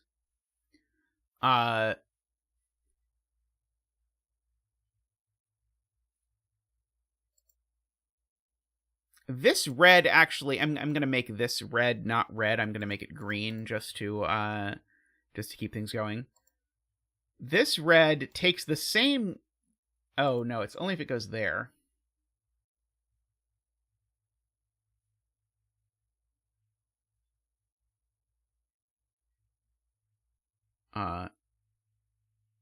Blue has to take a lot of cells below row 1, right? Blue takes a number of cells below 1 equal to red, and red we know is a minimum of 6.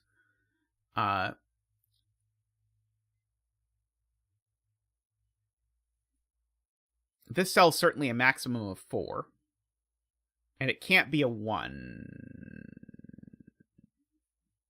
No, it could be a 1. Never mind. Don't listen to me.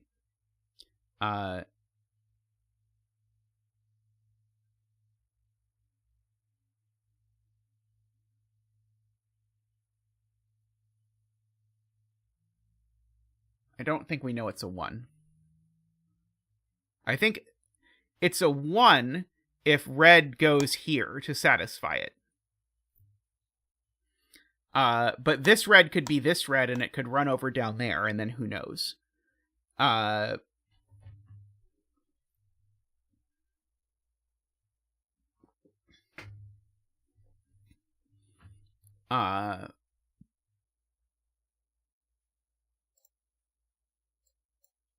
Can draw in those. This cell certainly can't be blue. Because if this cell is blue, it's saying whatever this is takes a blue number of cells in row 1. But there are not a blue number of cells in row 1 left. Oh, it's not in row 1. It's in row 1 and row 2 combined. Are there a blue number of cells in row 1 and row 2 combined? I suppose technically, yes, there are. That's annoying.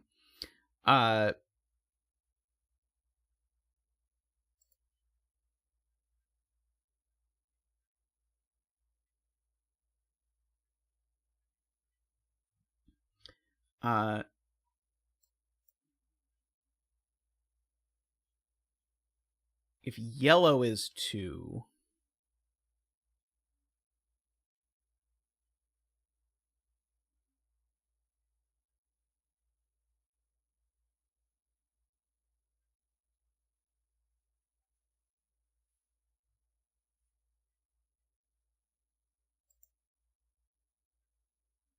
Is there a problem if this is red? If this is red, it says there's a red number of cells in green up here. It's ostensibly okay.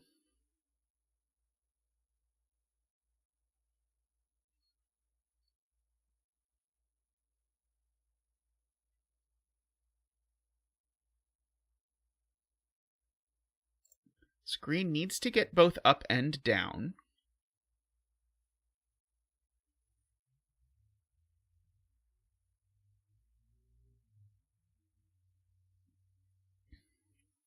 So in the world where red and blue are both huge, they have to go through here, which is going to cause a really interesting thing to happen, which is that this is going to be blue.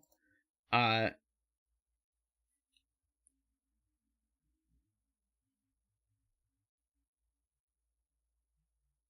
I don't see a problem with it yet, but I suspect there is.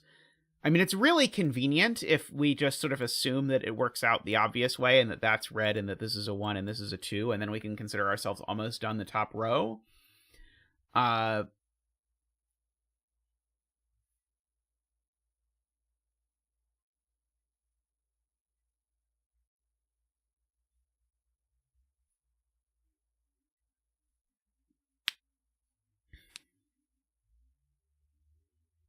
appreciate people trying to come up with, like, algebra to prove that this is not going to work. I wonder how many people there are in chat right now who knows that it does work out that way.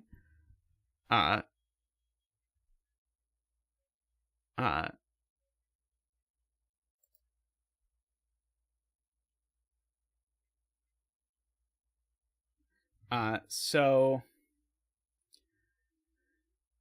this cell has a ton of cells to the right. Whatever region this is in, there's a ton of cells to the right of it. Because this region, remember, these are all the same red. So this cell takes at least 6 cells to its right. And if it tries to run down, it's only going to make this red bigger, so it's got to grow up, is Jay Dyer's point. So these two, at least, are the same region. Is there any way that this is also yellow? That would create the yellow is bigger than red is bigger than yellow problem, so no.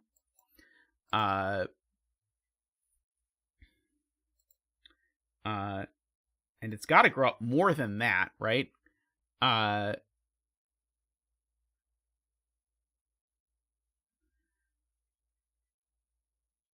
Because if it doesn't grow up here, I'm still saying I'm getting 6 cells down here at least without making red more than 6, which is never, ever, ever going to happen. So that's yellow.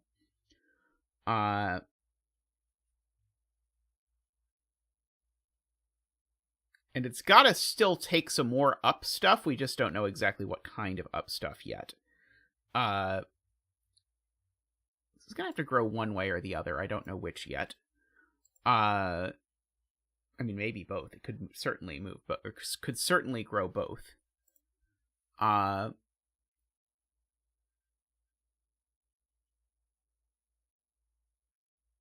This is bigger than that. So if this is red, then green is at least 7. No, at least 8.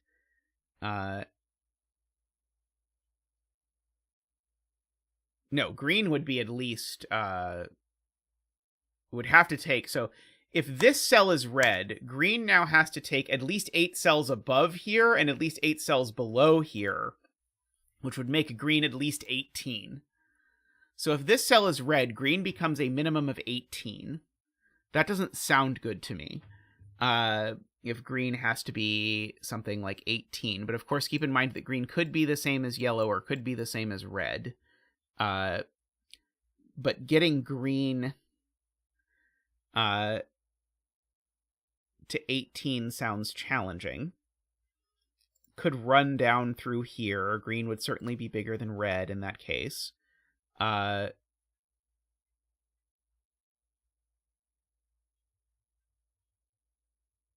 why am I assuming that if this is red, then that's red? That's not how that works. Never mind. I am assuming something nonsense. I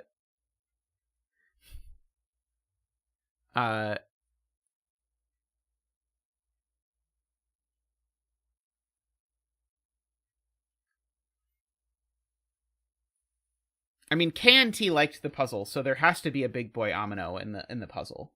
KNT would not have liked the puzzle if the biggest Amino was like a 12 or something, or a 14.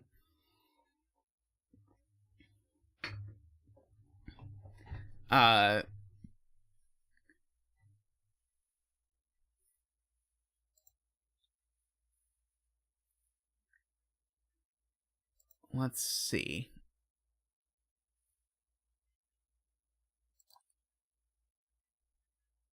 So, is it a problem if this cell is red? If this cell is red, then we're saying that red has sort of 4 cells on each side of the world, on each side of this divide. Sorry, 4 or 5. 5, I guess it would be. I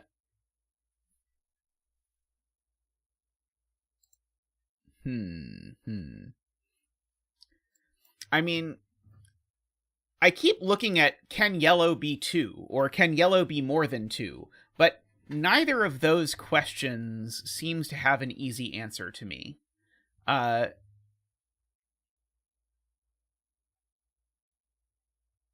Jim Baker's asking if red has to take row 3, column 8. And so the other possibility is that red takes a cell down here, which we have not ruled out yet.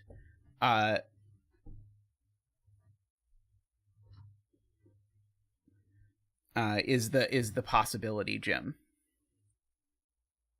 I don't think it's likely, but I think it's annoyingly possible.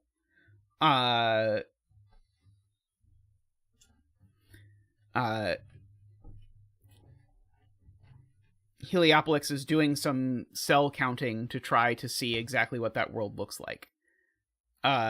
It would make a lot of things enormous, but also keep in mind there are no clues down here. And so the fact that there are no clues down here tells you that there are an absolutely enormous ominoes. There's no way there are not absolutely enormous ominoes, because if there were not absolutely enormous ominoes, the puzzle couldn't be unique.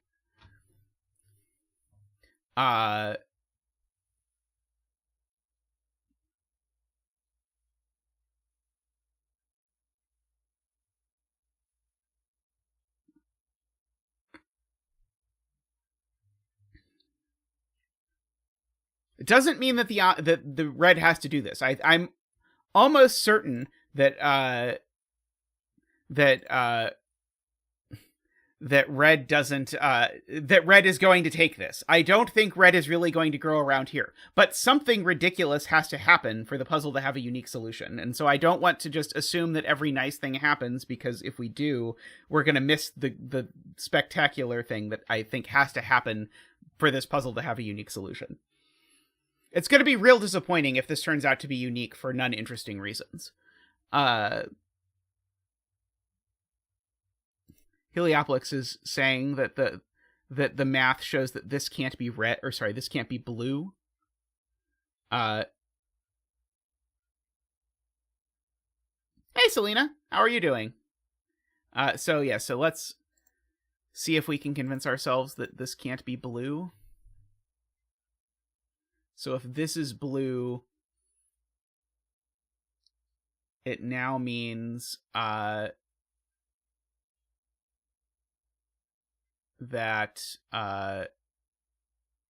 this cell, it means yellow is 2. So yeah, let's look at this world where this cell is blue. Yellow is now 2. So red ends here.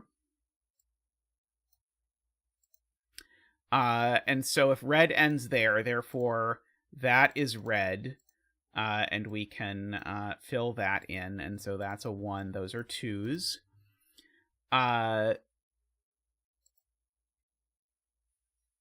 This thing now has a problem, because this thing needs to take 2 cells over here, and so now this needs to be enormous.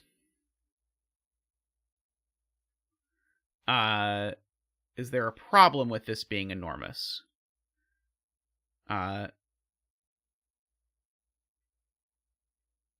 This is taking a total of 6 cells down here.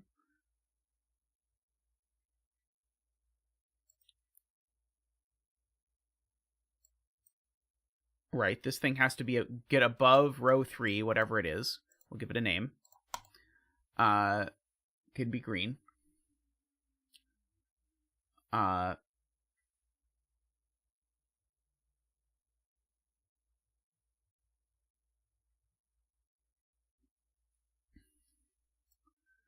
So blue still needs to grow, because blue doesn't have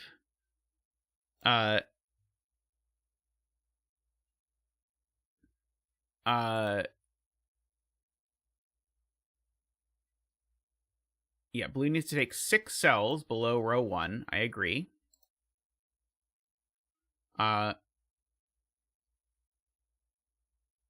So blue is certainly at least 6, because it needs to take more cells, and so those would be blue. just to make that happen. Right, okay. And so the point is at least 2 more of these are blue because of the fact that this is, sorry, at least 1 more of these is blue. But now green doesn't have enough cells. Wow, that's ungodly complicated. But the point is now green needs to take at least... In fact, blue needs to take a cell here just to get down, to get to red cells down below.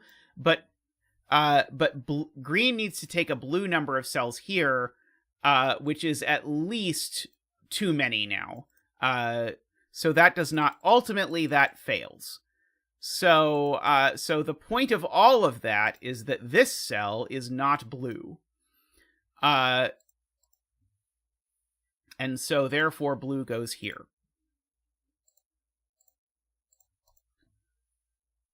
Is this the wrong shade of red? Is that what chat was telling me? No, that is the right shade of red.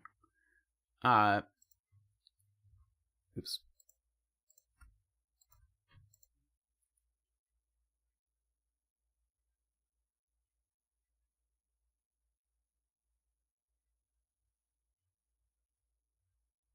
So... yeah, we've got the sort of assorted problems. I mean, this kind of wants to be a 1 more than I think it wants to be yellow. Oh yes, Sarah, that was deliberately a different color for bifurcation. The thing that can happen, Sarah, is that this doesn't need to be red. Red can run around the bottom of the grid to get that. The hypothetical being tested was that this cell was blue, and so it's not blue.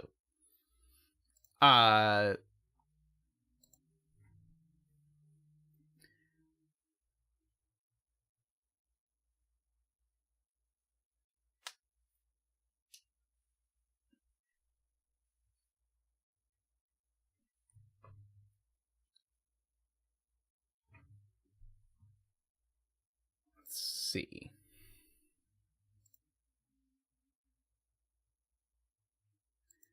Blue takes this, makes that large.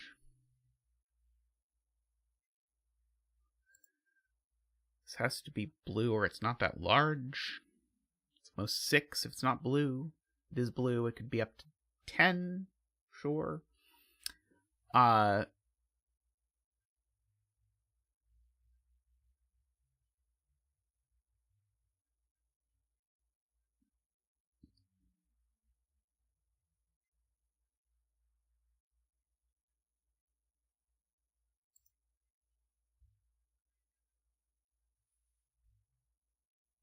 Okay, Sarah's saying if it goes to the bottom of the grid, it either takes row 2, column 5, or it blocks off that cell and makes it a 1.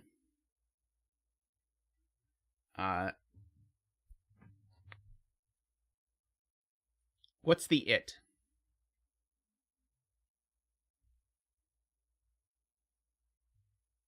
Okay, let's look at Selena's bifurcation. So let's see. If this is red, what happens? So if this cell is red, it means that...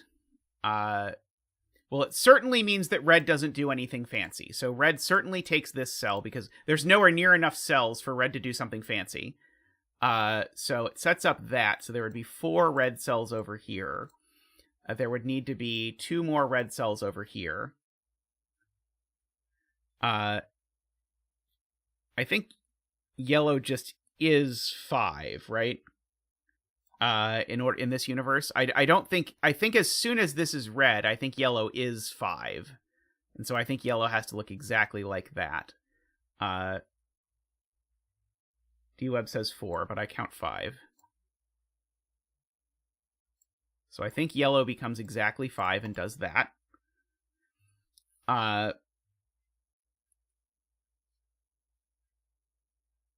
And this is broken because yellow does not have 5 red does not have 5 cells above this line, and it's never getting 5 cells above this line, because the red would have to escape over here to do that.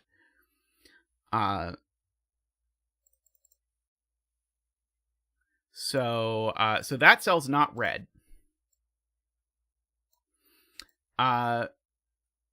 This cell, therefore, aha, there we go. We're finally getting there, because this cell now is more than size 1. So these two are the same non-red color. That color could be blue, but I'm just going to mark these two are the same, and therefore red cannot get out anymore. So now red does take this. We finally have proven that red takes this. And therefore this is a 1, and is gray. Oops. So we get that, and therefore this is a domino.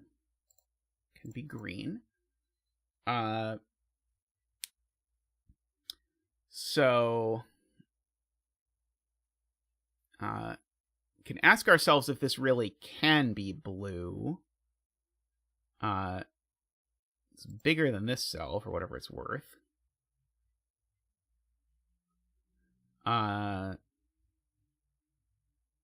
Blue, again, still needs lots of stuff down.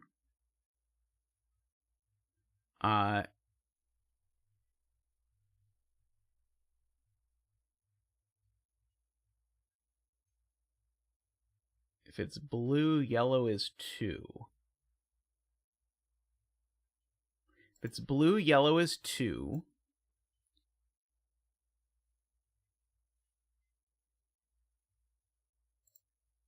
If red grows, yellow grows.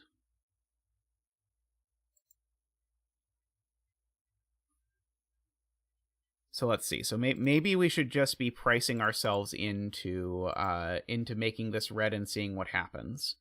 So if this is red, red is now 1, 2, 3, 4, 1, 2, 3, 4, 5, 6, 7. Oh, if that's red, it just breaks immediately because it puts a 7 next to a 7. That's an easy proof. So red doesn't grow.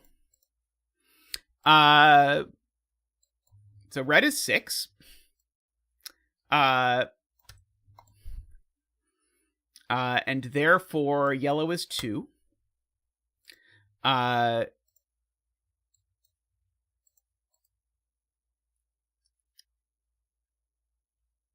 therefore I think this thing is going to have to be blue, isn't it? I guess if it's not blue, it's going to end up at the bottom. One of those is going to happen.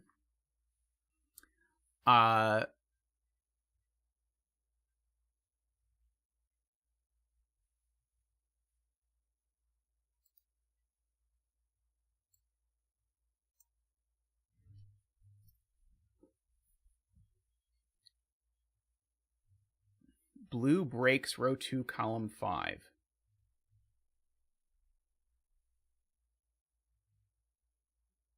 Right. If this is blue, then this needs to be like a 1 or a 2 or something, and it can't, right? Because blue takes way too many cells above this line to fit in this little space. So this is not blue. This is some other color. Now our insanity has begun. Because now this thing needs to get 2 cells over here, and it's not going to do that without the insanity. So I'm going to make this not green, just because this thing is green. In fact, I'm just going to uncolor this and just remember, I'm just going to line these 2 cells. Yes, so the insanity, if you're not sort of tracking along with all of the utter nonsense that is happening, is that this region needs to take 2 cells to the right of this column, but the only available ones are down at the bottom. So this thing is going to have to run all the way through here, and in so doing, probably become red, but maybe go around red, who knows. This has to be a 1, because it can't be a 2. And it can't be blue, so this is just a 1 by Fillomino. So green is going to take 1 cell up here. It could be that one.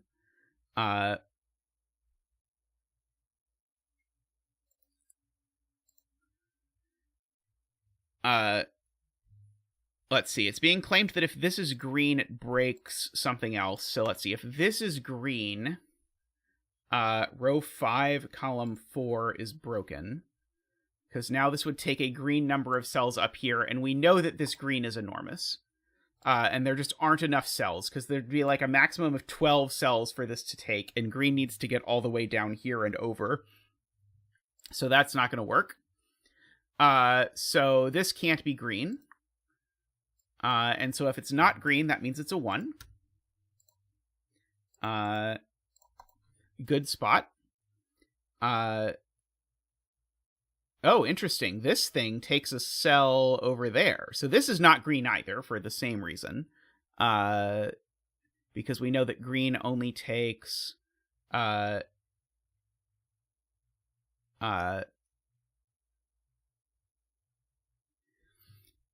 green only takes 2 cells over here. So it can't take 1 cell over here. So this is not green. Green also already has 2 cells to the right of it. That's true. This is not green. So this is a non-green color. So one of these two is green.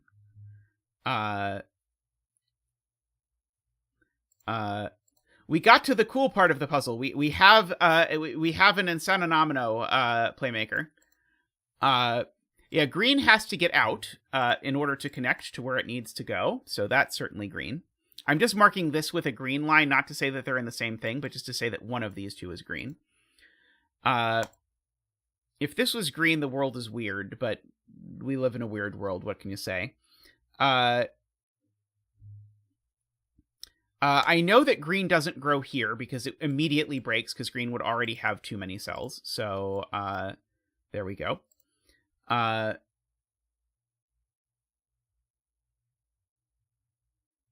think row 2, column 4 could be blue. But even if it is blue, this cell's still blue. Because blue needs 6 cells down the ways. And we're not getting to 6 without that. That's right. Blue needs to get to 6 cells, and it's not going to do that without getting into row 3. And so blue needs to get to row 3, and the only way blue gets to row 3 because of this block and because of the fact that this is green, and because green we know is not blue for some reason, I remember.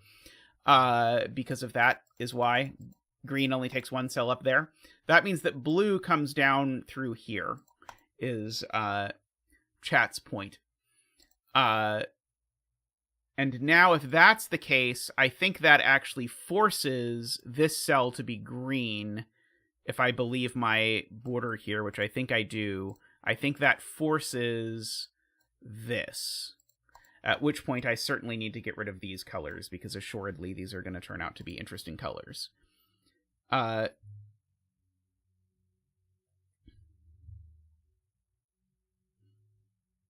so this is a 1, because it's the same clue as this.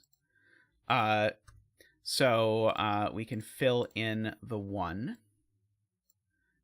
which means that these are blue. This now has to be green, because if it's not green, then it's... Wait, no, this has to be green or blue. Do I know which it is?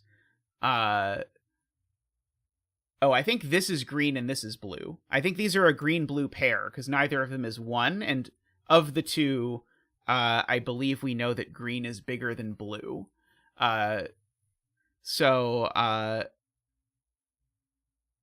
Yes. Magnus Josefsson has spent 2 hours teasing us with the idea that something crazy and exciting might happen in the puzzle, and just now, just minutes before you arrived, Tallcat, something exciting and interesting happened. We have spent the vast majority of the time proving that something exciting and interesting did not happen, but we now have an omino in this compass puzzle that has to make it down here. These are a blue-green pair, and I want to say I know that green is the larger of them, but I want to be careful that I really know that. Because I know the size of blue now, right? Blue is, in fact, exactly 1, 2, 3, 4, 5, 6, 7. Blue is 13. And green is at least 1, 2, 3, 4, 5, 6, 7, 8, 9, 10, 11, 12, 13, 14. Yes, green is the bigger one. So that is green, and that is blue. And I should fill in the exact size of blue, I suppose, because I just calculated it.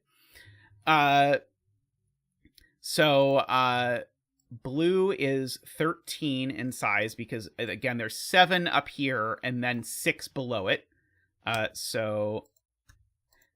Jay suggests we sing, "That's 13 in the corner, that's 13 in the spotlight, losing its religion."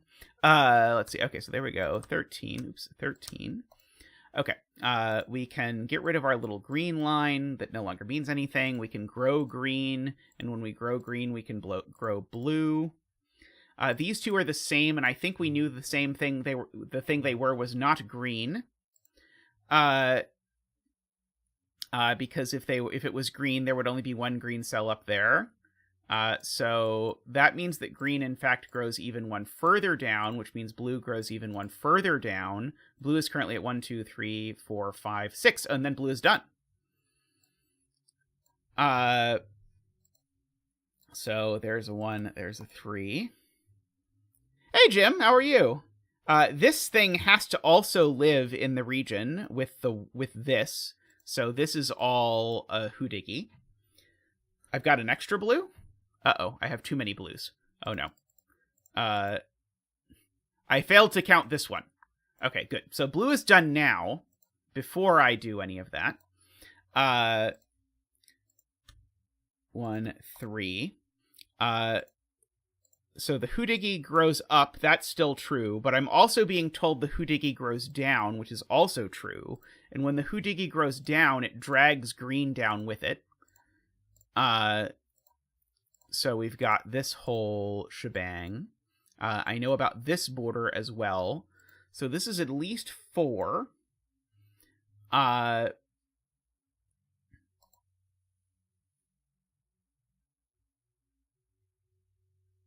could give Houdigi a color. Houdigi's now orange. Although I kind of feel like I should use red to follow my convention. I've been using this this thing. Let's do it that way.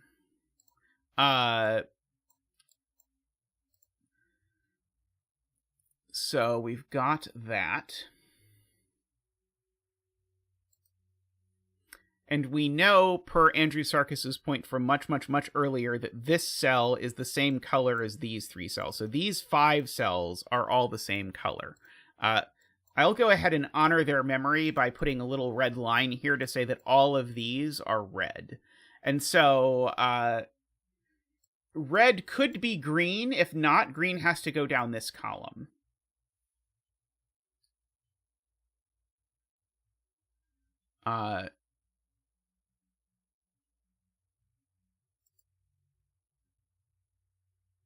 Remember what was happening with row 9, column 2.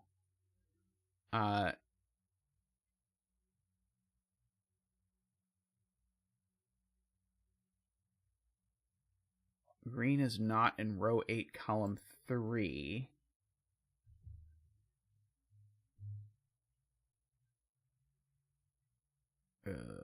I don't know. Someone was saying yellow had to grow. I'd love to hear about that. If yellow has to grow, I want to know, because that would be exciting.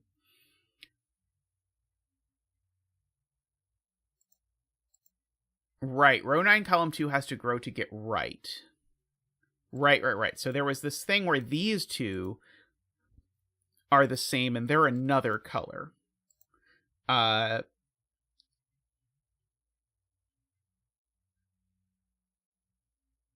Right. And this wasn't even enough for it to grow up. It had to grow up into green. Okay, it had to grow up all the way into green. Okay, so this is all green. Okay. Now, the question is, can this red be so ridiculous that the green doesn't have to also go down this column? And I'm not 100% sure I know the answer to that.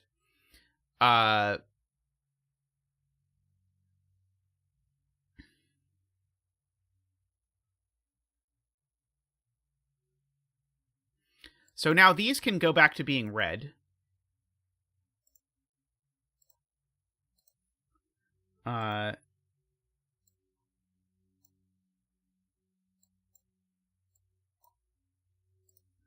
Because they're now not green anymore.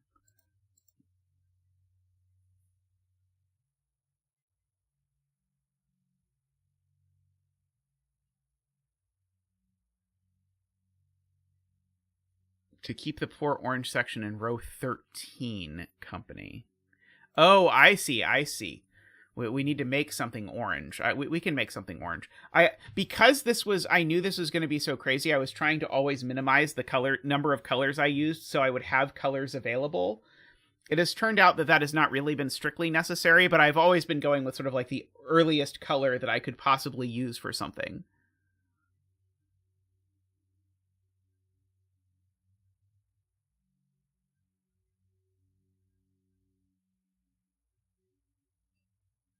The difference between row 2, column 4 and row 3, column 6 tells you how many green cells are in column 4 and 5. Right.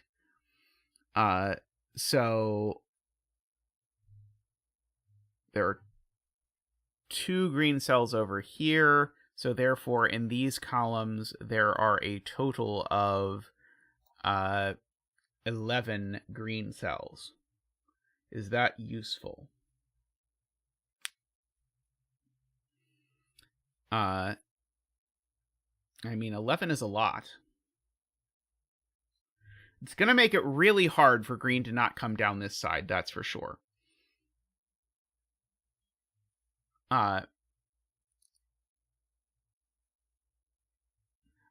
These edges. There we go. That's the point. These edges are going to make it so that red can't grow and connect around so far down. So the possibility here, because I know these reds connect, was that these reds did some utterly ridiculous thing like this. But Jay Dyer's point is these edges are always going to make it so that doesn't work. So green's always going to go down this side to connect. Agree with that. Okay, so green has red many cells over here. And green has red many cells over here. Right, green has to connect through this cell, or green is disconnected, is Jay Dyer's point. This cell's not green, so this cell is. So this is a 1 unless it's green. If it was green, that would cause problems. This cell is also a 1. And that cell being a 1 tells me that red doesn't go up further. So this is a 1 or it's green. Disgustingly. Which is horrible.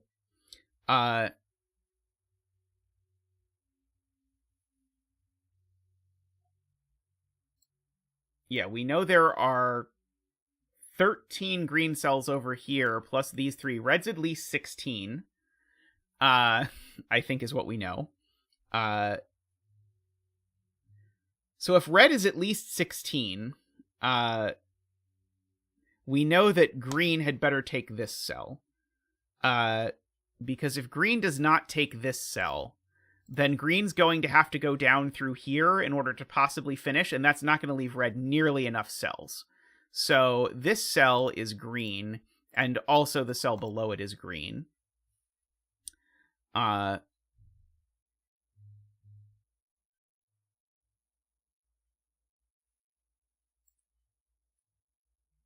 Red can't take either of these cells, because it would mean that whatever this was... Oh, these could be green. No. How many... Oh, well, these are certainly red regardless, because red needs to get out regardless, because of red's minimum. 1, 2, 3, 4, 5, 6, 7, 8, 9, 10, 11, 12. Yeah.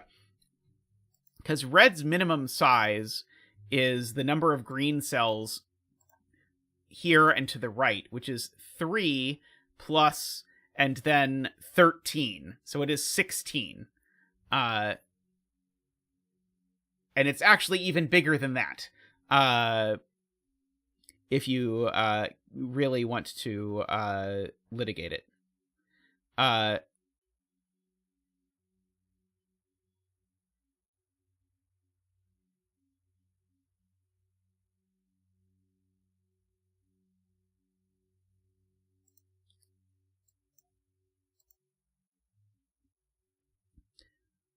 One, 2, 3, 4, 5, 6, 7, 8, 9, 10, 11, 12, 13, 14, 15, 16. So Selena wants us to remember that of these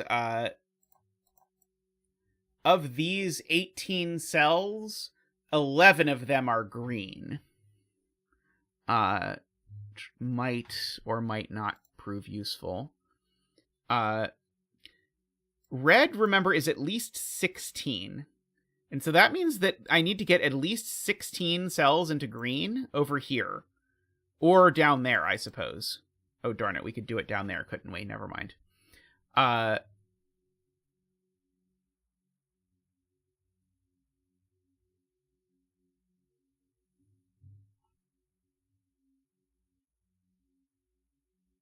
Green already has 18 above row 13.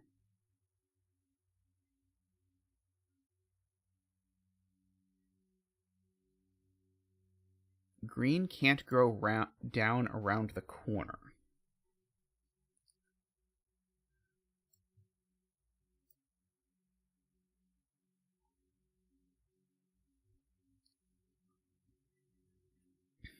Okay. 1, 2, 3, 4, 5, 6, 7, 8, 9. Oh, we only get 2 more greens is the point. In these 2 columns. Okay, sorry. Before I miscounted and I thought we were having too many greens, we have too few greens. If green pushes down this column, the problem is we don't get any greens in this. So we have 1 more green in each of these columns, and therefore they must look like that, and therefore that can't be green. So therefore that is green, and that is green, and that is green. Just to make that all work out. Okay, now red was a minimum of 16. So that's 1, 2. In fact, now I think red is now a minimum of 17, if I recall correctly, because we put that green there. Actually, 18, because we're going to have to go there. I think red's now a minimum of 18. 13 to the right of this column. What am I counting? 13 to the right of this column, I'm counting this arrow. 13 to the right of that column plus 1, 2, 3, 4, and a 5th green in this column. So red is a minimum of 18. And so here it is a maximum of 1, 2, 3, 4, 5, 6, 7, 8, 9, 10, 11, 12, 13. So therefore these are both red. And green still isn't connected, so green comes down. 1, 2, 3, 4, 5, 6, 7, 8, 9, 10, 11, 12, 13, 14, 15. So 16, 17 for that. Hey, Chip, how are you doing? I hope you are doing well. These all come over here. Right. These numbers now are counting this preposterous number 1, 2, 3, 4, 5, 6, 7, 8, 9, 10, 11, 12, 13, 14, 15, 16, 17, 18. These numbers are at least like 18 or something. And so if I try to make them not red, it's going to be a big problem. So they are red. Good point.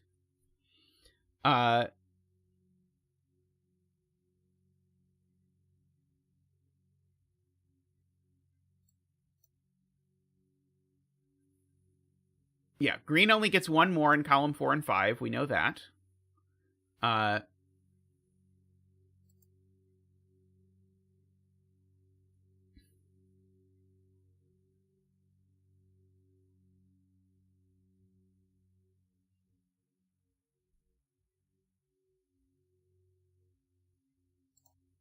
So Heliopolis wants me to draw in this line, I think. I mean, this number is huge, whatever it is. It's quite large, but I don't think it's red. Oh, no, it is red. It definitionally is red. Because it's the same clue as that one. So this is red, in fact. But it's not the same red region. Unless it is. I don't think it is, though. Yeah, I think this is a different red omino. I think is what's happened. I'll clue that with a red circle just to try and keep track of that. But it's just the same clue as this, is what chat is pointing out. Okay, but red is at least 18. Yeah, red is a minimum of 18. Funnily enough, 18 is the count we got counting a completely different thing, Heliopolis, but I agree red is... Row 14, column 3. Can that not be red?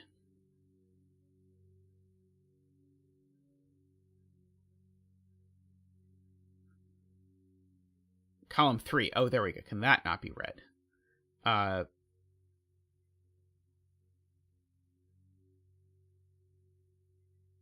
If it's not red, it's a big non-red number.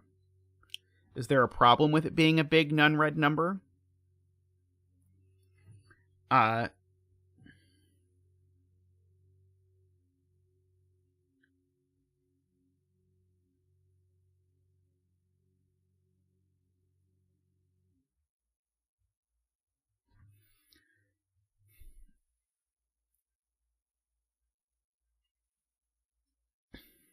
Let's see.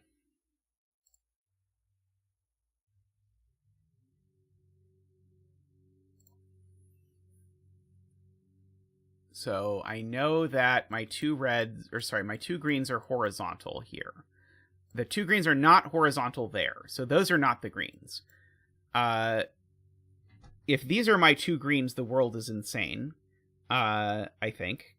Because if these are the two greens, then I'm saying that this region has a bajillion D million D cells up here, which is just not possible. So these two can't be green. So there's two worlds. Either those two are both green or those two are both green. I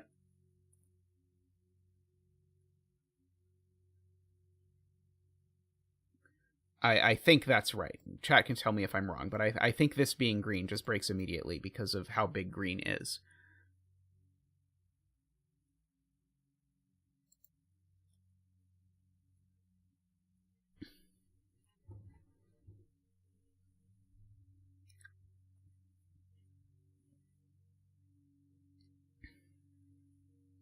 Okay, so this number, the rightward pointing clue, I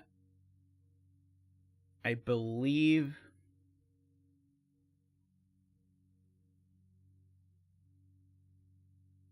I'm trying to confirm Jay's math. I don't see where Jay is getting this from. Because I don't... Let's see. Actually, is this the one? Do I know this? Oh, I do know this exactly, don't I? No, I don't, because the arrow would need to be 1 over. I don't think I know how many green cells there are in this column.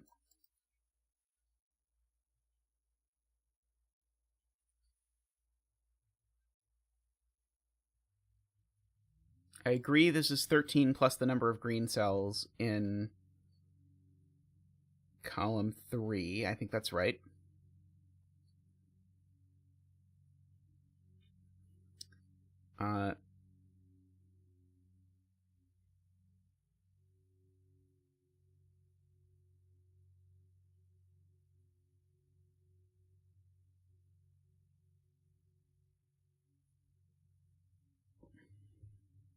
Oh, right. So yeah, so this is because these are both the same, each of these is 13 plus the number of greens in column 3. So for these to be equal, there have to be 13 over here. Okay, that's a usual compass trick, actually.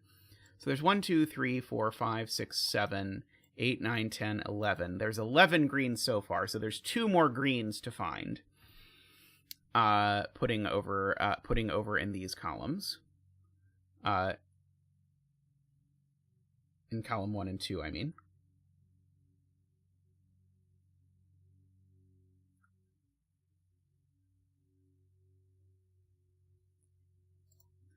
Row 14, column 3. If it is red, there are 14 green cells below it in column 1 through something something. Surely that's not possible.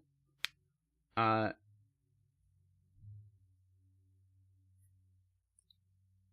to keep track of exactly what we're saying here.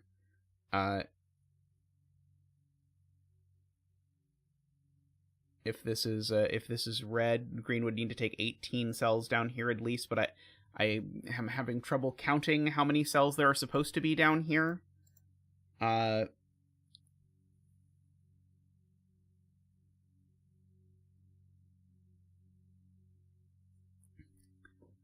So the question is to carefully count how many greens there are. So there are 26 plus the number of greens over here, I guess, is what Jay wants me to do. So in this column, there's at most 1, 2, 3. No, not 13. Sorry, 13 is wrong. No, it's more. It's way more than that. It's like double 18 or something, right?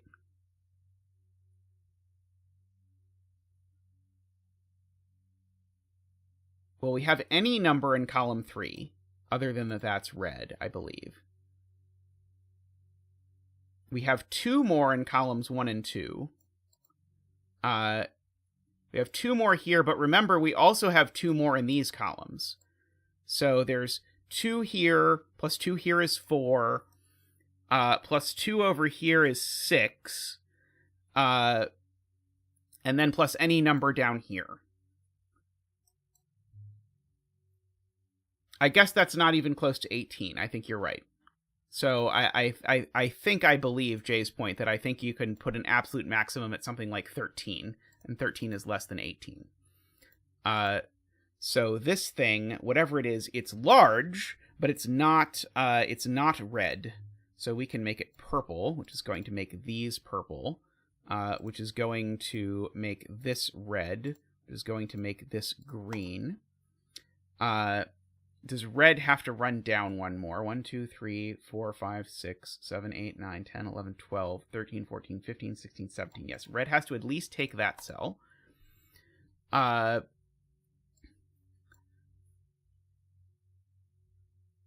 This purple is smaller than red, so red can't take that cell. Or purple would be bigger than red, so that cell is red. And so now green needs to come down here, and so now green is forced on the lower path. Again, red still can't take this. I'm just going to make this actually red now. Because it's now visibly different. So this red is going to have to come here. Again, it can't take that because it would violate the relationship between the size of red and the size of the other thing. So now green comes over here, but this red's nowhere near big enough if it doesn't take this cell. So now green takes this cell, and now green... Oh, green does not quite have its friends yet. Purple needs to grow for sure, because purple needs to get down here. I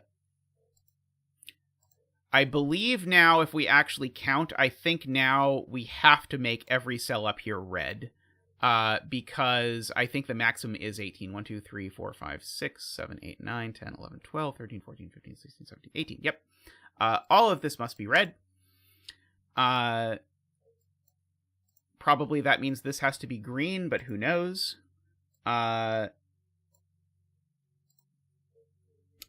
Let's count. So I'm supposed to have 18 total greens. There's 1, 2, 3, 4, 5 there. 1, 2, 3, 4, 5, 6, 7, 8, 9, 10, 11, 12, 13. Yes. So therefore this is a 1, if I did that correctly. Okay.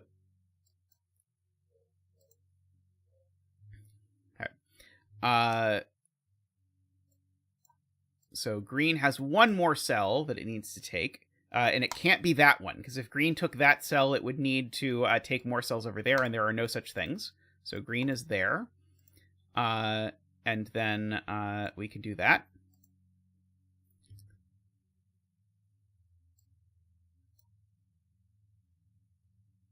People said I counted something wrong.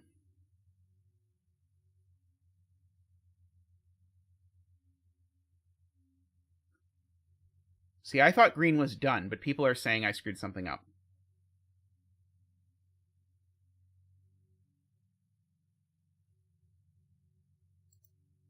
Row 3, column 5.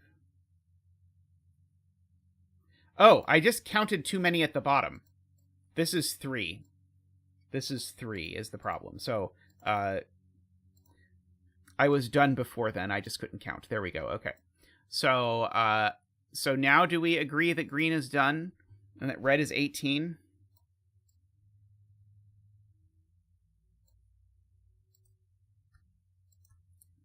Okay.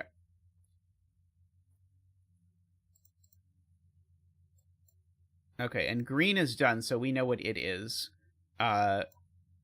Which is that it is 1, 2, 3, 4, 5, 6, 7, 8, 9, 10, 11, 12, 13, 14, 15, 16, 17, 18, 19, 20, 21, 22, 23, 24, 25, 26, 27, 28, 29, 30, 31. Okay. There we go. Okay. These we know are 18 still. That's certainly not red, we know, because it's counting how many cells there are in purple, so therefore it is less than purple.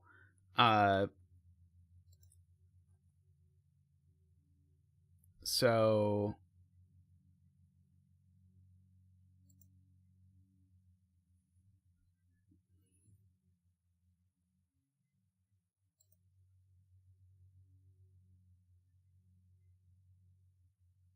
Oh, we know what purple is now, is the point. We know what purple is. Purple is 1, 2, 3, 4, 5, 6, 7, 8, 9, 10. I think purple is 10.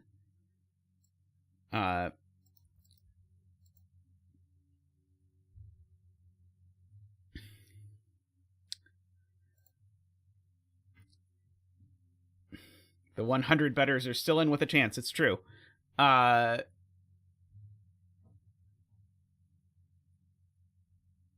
So purple certainly has to go down.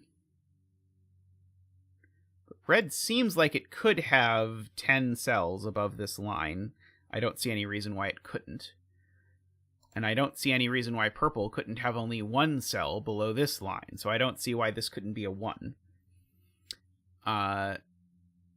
This cell, though, is at least a 2. But again, it could be purple. So I don't think there's any pencil marks I can make in these cells that I'm aware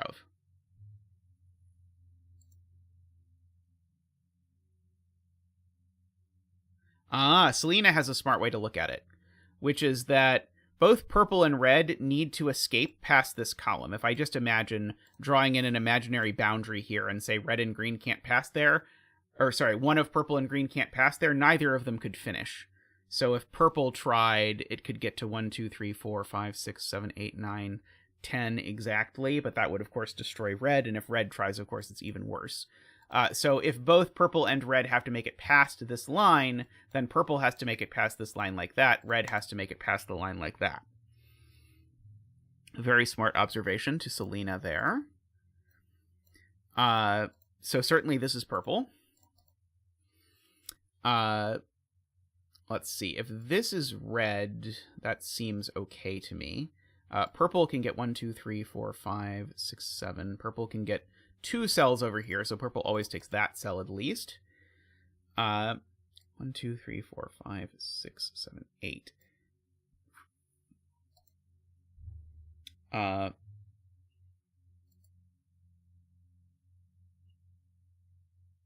Right. If this cell is red, that's a nightmare.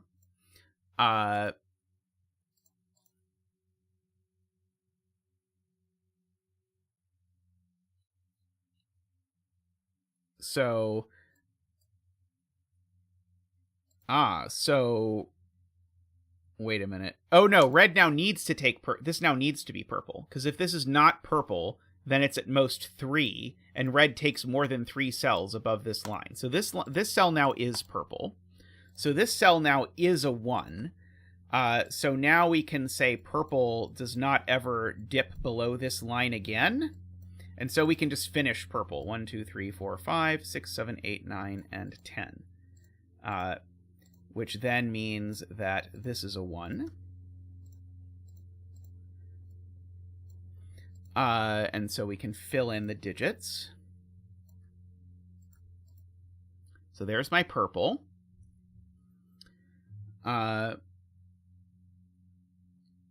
So red needs to take 10 total cells above this line. I don't quite know how that works. Isn't row 15, column 3 known? Yes, these are all 18s. Yeah, the other red is 18, right. And so it needs to come through here, is chat's point. Yeah, this red is 18.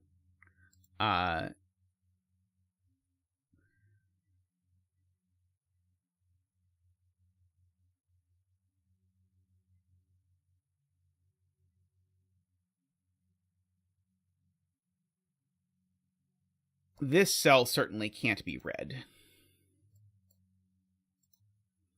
And this cell now is at least 3 because it... Oh, no, I don't...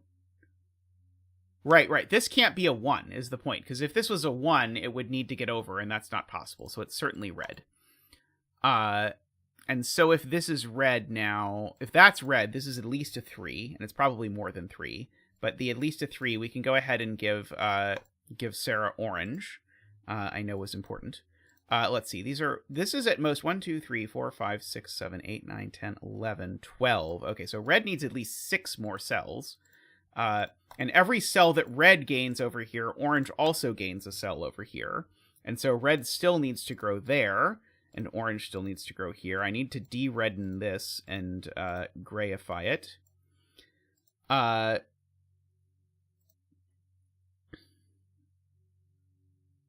So we have this. Okay, so red now is a maximum 1, 2, 3, 4, 5, 6, 7, 8, 9, 10, 11, 12, 13, 14. Red's now a maximum of 14, so it does still need to keep growing over here. And wherever it grows over here, it means orange is bigger. So these are both orange. So that's going to be red. So we've got that and that coming on. Now, red needs 10 cells up here exactly. It's currently at 1, 2, 3, 4, 5, 6. Okay, so it's got plenty to spare. Orange, though, still is not enough. So, again, the maximum of red is 1, 2, 3, 4, 5, 6, 7, 8, 9, 10, 11, 12, 13, 14, 15. Red is 18, so red needs at least 3 more cells over here. So that is going to put us at a minimum of 9. So orange is going to be 9 or 10. In particular, it is not the 7 it is currently at. So orange is going to come here. If orange came here, would it make red too small? I think it would. Let's count 1, 2, 3, 4, 5, 6, 7, 8, 9, 10, 11, 12, 13, 14, 15, 16. Yes, it would. Orange cannot come there. And therefore, orange comes here. Making that work. Okay, so this is, again, a minimum of 9. Okay, it is 9 now. This is now just forced to be a 3. I think 3s are red. So this was, yeah, so this is 9 or 10, and so now we need to count out, now we need to count out this again. 1, 2, 3, 4, 5, 6, 7, 8, 9, 10, 11, 12, 13, 14, 15. So 16, 17, 18 are all forced to be red in order for red to get to 18, which means that this also had to be red, which means that this is my 18 amino. Oops, not you. You already have numbers. You don't get to have an extra number.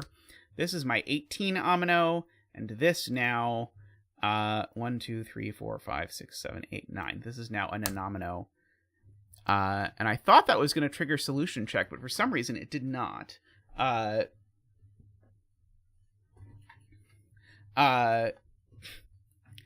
It is possible that starting the stream... Oh, there's a foramino. There we go. Okay, there we go. It is possible that for stream attendance, starting with a 3-hour pencil puzzle was not correct.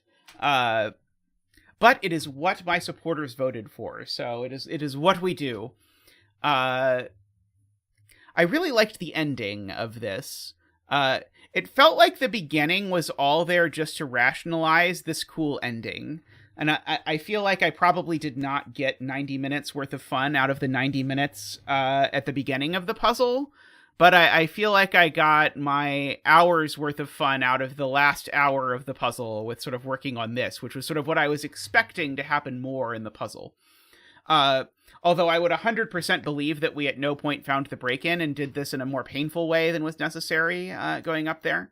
Yeah, I believe the betting tree is a 100. 3, 4, 5, 6, 7, 8, 9, 10. Yes, the betting tree is a 100. So congratulations to all the 100 bettors out there. May all your betting tree wishes come true. Yeah, it is very possible that we should have started here instead of starting down here. I'm not at all claiming that there isn't a path through the puzzle where the beginning was more a denser bit of excitement and fun than it was. Just the way we did it involved a lot of sort of care, and then once we started to get to this part, then all the cool stuff happened. Like all you're hoping for in any compass puzzle is this to happen, and then life is good. So very cool puzzle though. I really like. I found the ending very satisfying. Enjoy, Sarah. We'll be we weirdly have time for one more puzzle, I suppose, after doing all that.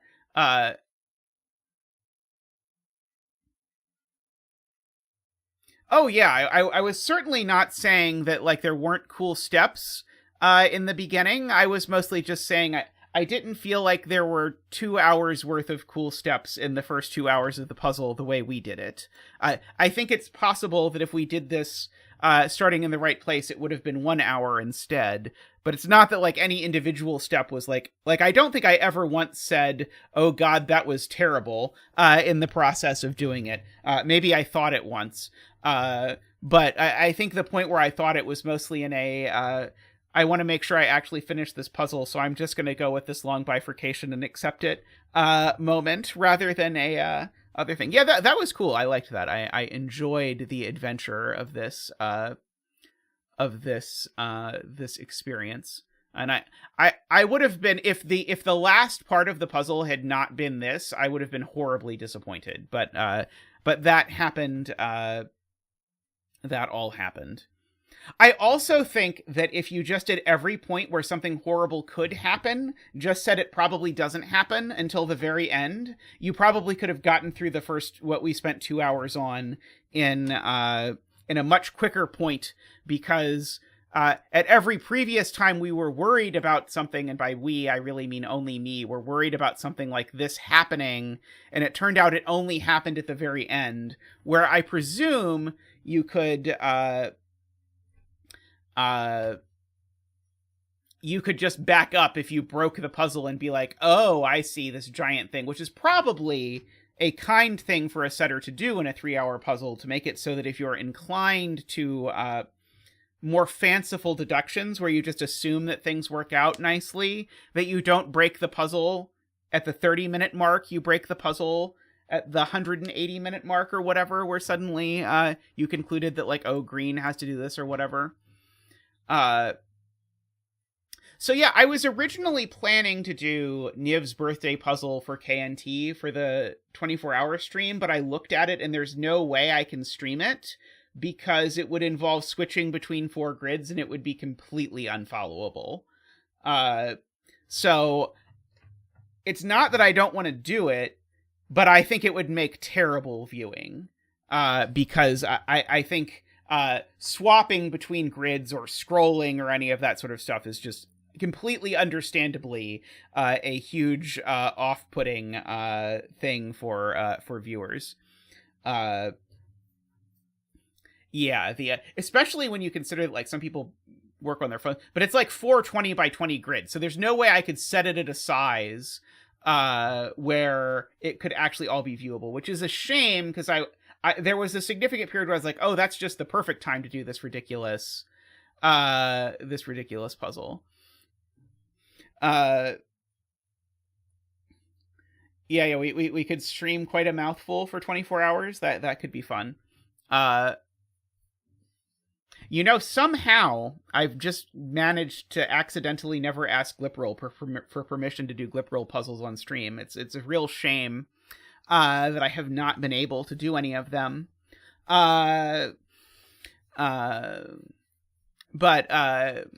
Yes. I feel like quite a mouthful is just bifurcate until you succeed. I've spent enough time looking at quite a mouthful to convince myself that I could reduce it to a very bifurcatable puzzle, and that's probably what the puzzle is. Because there are some cool things to notice, but I think after you notice the things, I think it's just to test the combinations until it works. But we shall see. Do Excel spreadsheets until it works. So is like the difference between case testing and an Excel spreadsheet is like it requires more. It requires too many cases to do purely humanly, and need to do it otherwise. I mean, there was like a moment where I was like, oh, that's kind of cool when I tried doing quite a mouthful, and then I decided that at some point I was like, this is a small enough number of cases to test that it's theoretically case testable, but also I am not doing it.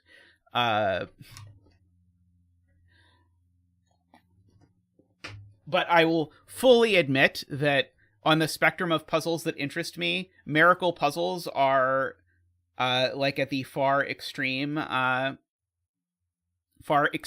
end of the away from me.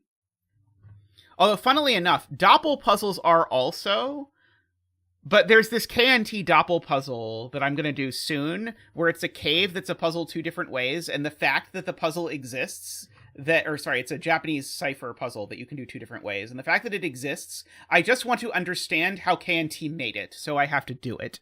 But it is the sort of thing I would never do normally. But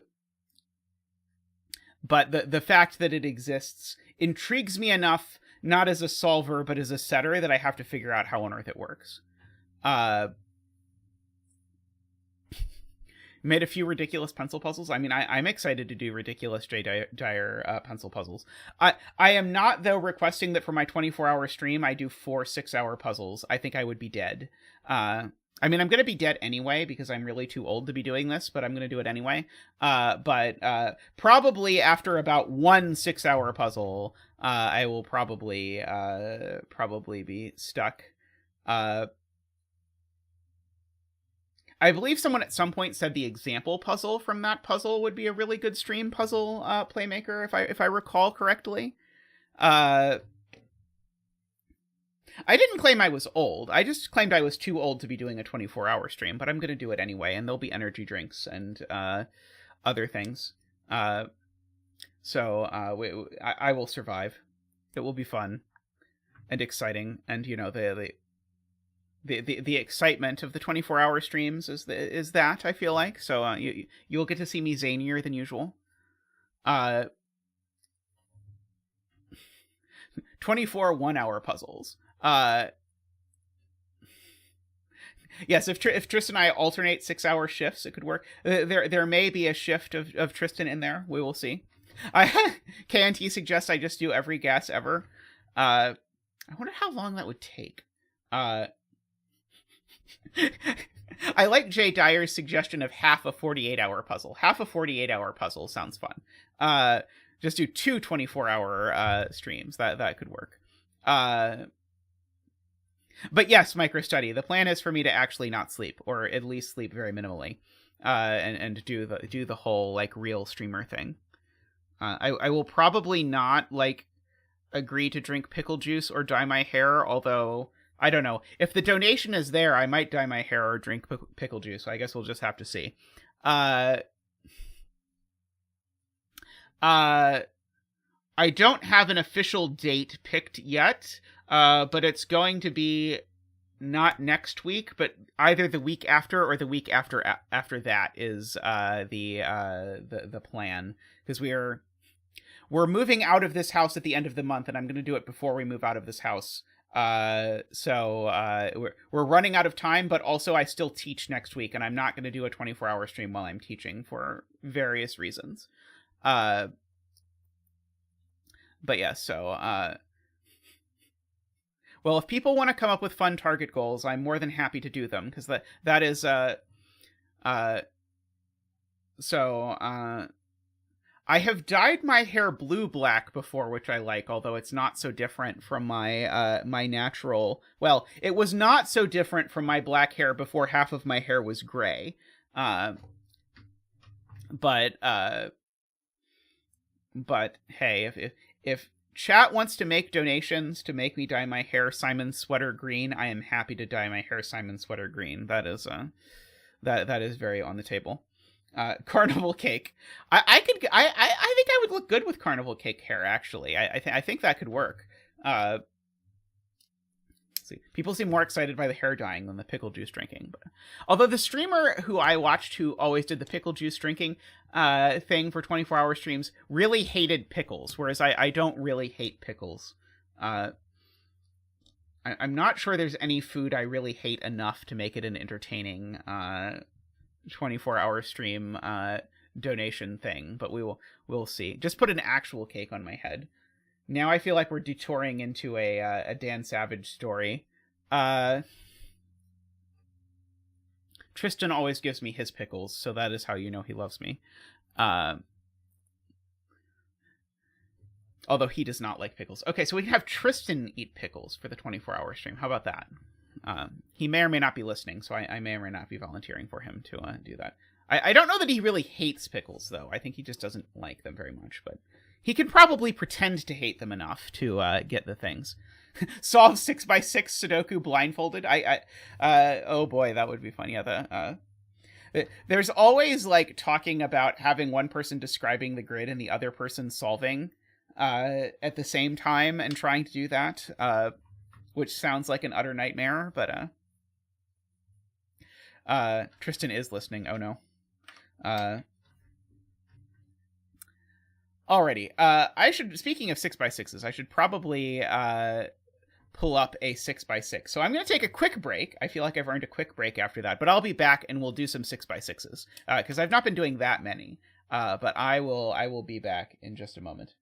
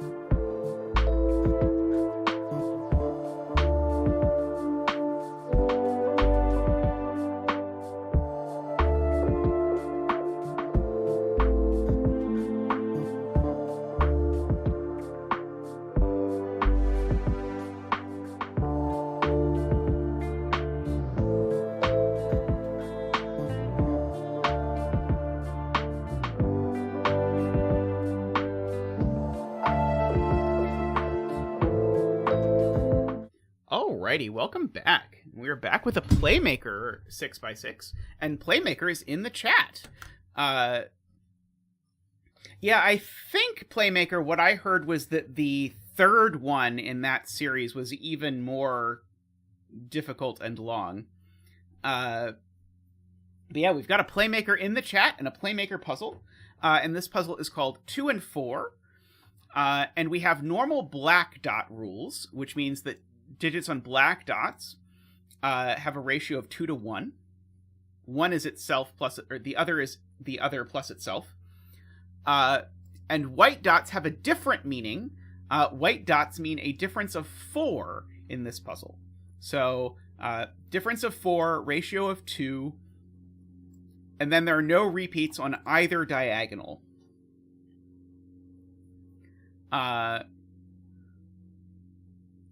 So I guess we can start with something like this digit's definitely on the black dot.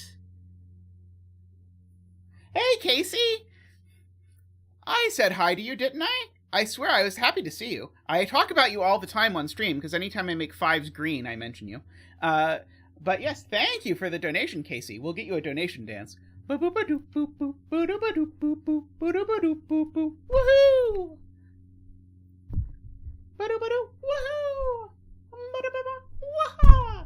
Thank you so much, Casey. Much appreciated.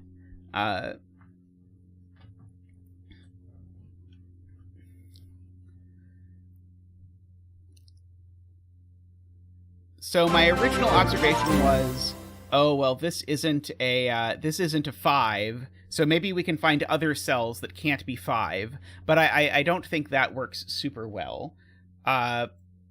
So I think I'm going to do the thing I didn't want to do, which is to just pencil mark these as 1, 2, 5, 6, because 3 and 4 are not 4 away from anything. So we have these.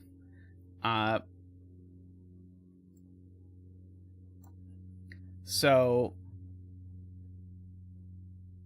this cell is also a 1, 5, 2, or 6. I'm just going to get rid of these.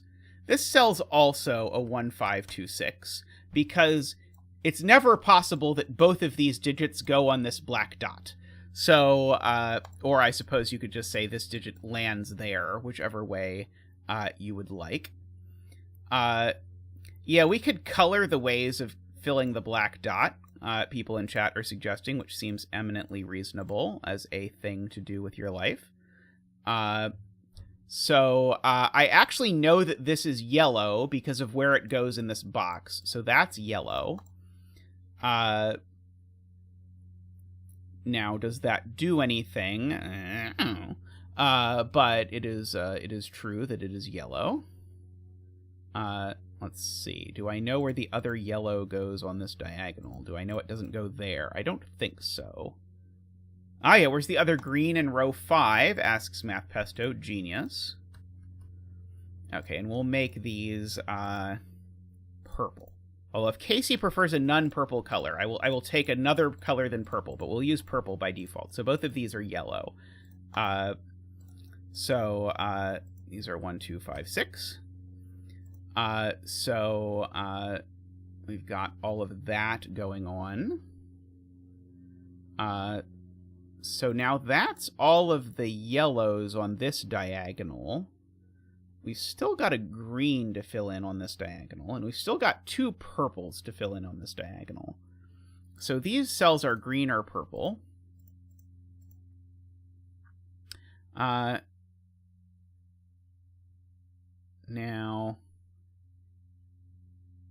purple is fine since green can be 5. Got it. Okay.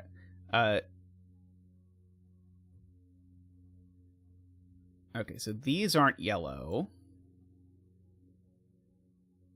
This isn't yellow. That's not yellow, and that's not yellow. Okay, yes. The other yellow, this is Carl's point, the other yellow on this diagonal is placed, because this column has all its yellows. This box has all its yellows, this row has all its yellows, and this row/box has all its yellows. So this is a naked other yellow, which makes these both purple.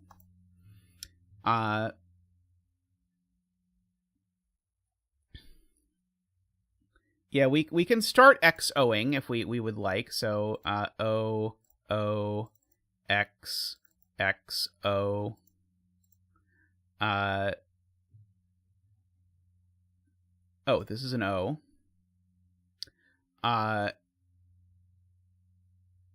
Okay, so I know which one this is now.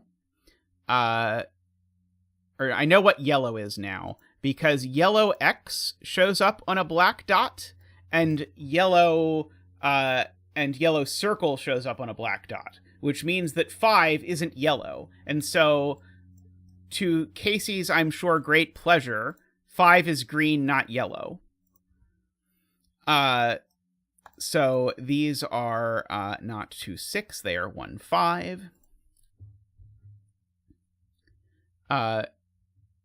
Where is yellow O in box 2? Oh, yes, yellow O in box 2 is there, of all places. Who knew? Okay, and is that the last yellow O? No, it is not. That is a yellow O. That is a yellow X. Ah, and so now the yellow X goes there. And so now... Oh, we've got an X in one of these two and an X in one of these two. So we've got a little X-wing on X's. So we've got all of that.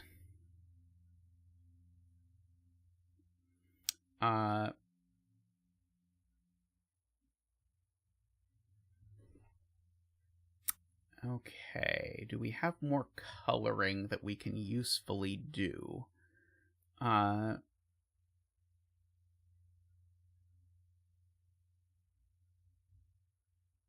It's possible I should be coloring greens or purples.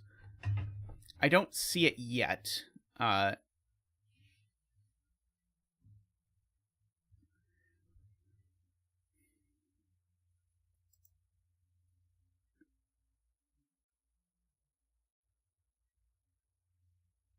But yeah, there's some yellows over there.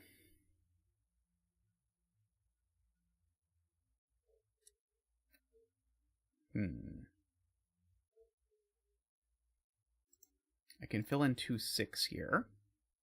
Why is my keypad not working? Oh, it went to sleep. 2, 6. 2, 6. Okay, there we go.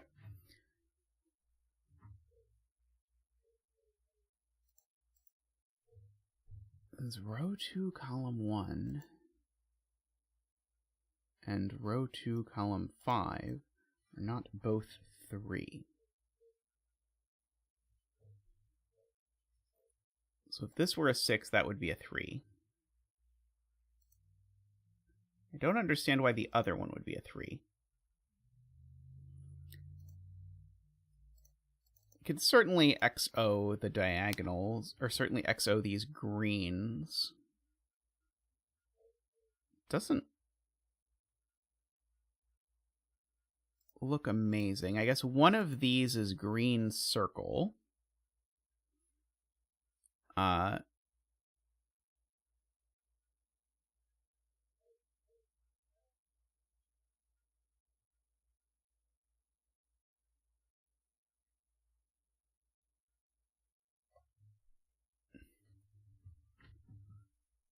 The remaining green on this diagonal is O.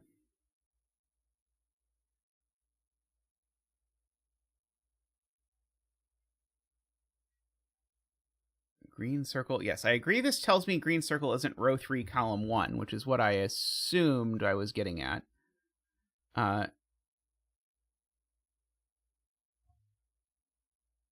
Row 2, column 1, and row 2, column 5.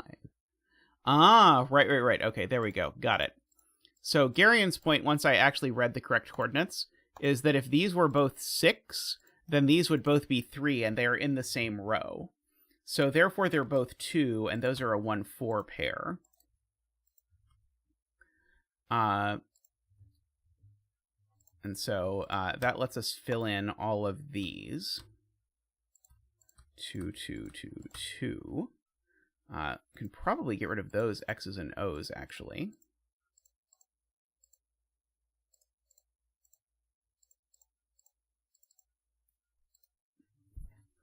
So we've got many of the 2s and 6s, but not all of them in the grid.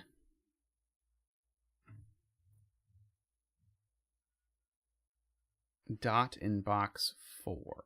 Right, this is a 3, which makes it purple, importantly.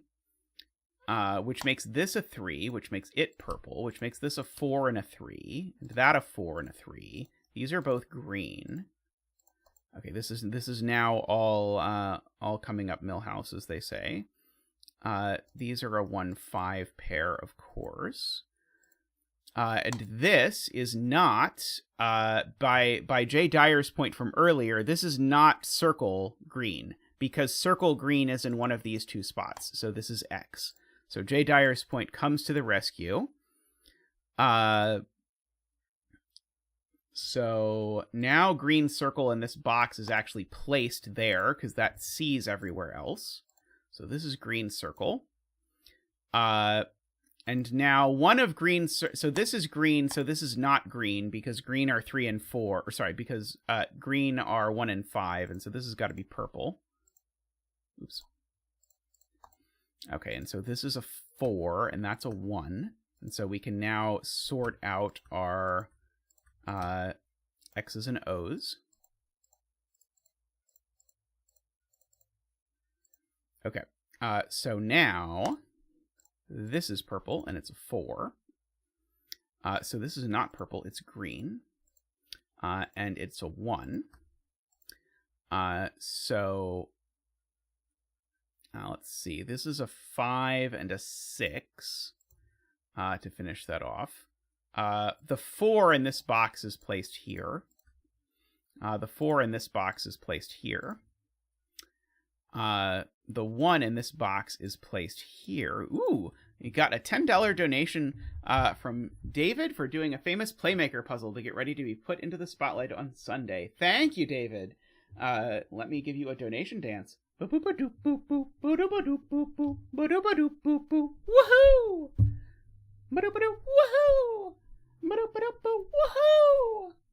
Woohoo! Thank you, David. Awesome. I'm looking forward to the Playmaker Spotlight on Memristers thing. Yeah, we got working on all the hard hitting questions from Micro. Let's see. Okay, so these are, let's see, that's a purple 3. This is a green 5. This is a purple 5. Wait. It's a green 5, not a purple 5, Zeta. This is a yellow. And this is a green. So yeah, sorry to hear that, Dan Zor. Yeah, we did do. You missed a fairly epic Magnus Fillomino, which took up the first 3 hours of the stream.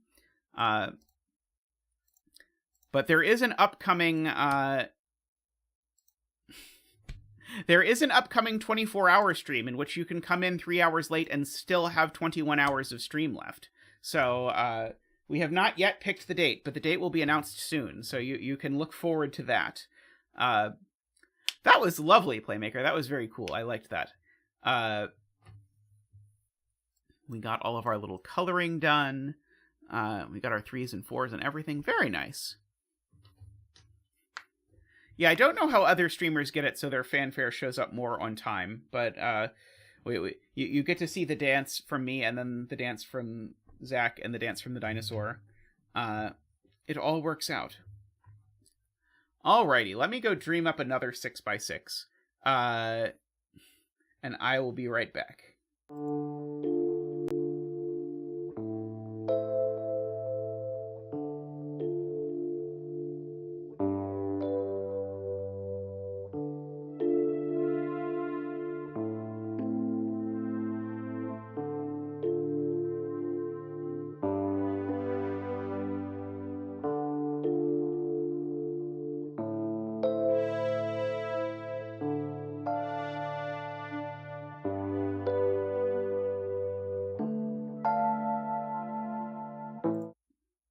All right. I wonder if MicroStudy is going to say MicroStudy in the chat. But what we have here is a puzzle called "Oh God, Why?" So we're going to do we're going to do this. I'm going to try and figure out how to turn off the row column labels, but I can never find it. Alrighty, so we can look at this, and so this is a Roggen puzzle, and so every clue is wrong. The massive heart feature that blocks the. I'm not sure if it is a new YouTube feature. I'm not sure I have experienced it yet, Garion. All right, so we've got little killer. What are the outside clues? All outside clues without arrows count as sandwich, skyscraper, X sum, and numbered rooms. Okay, so every clue here is wrong. One of these is a modular line, and this is a modular line. This is an entropic line.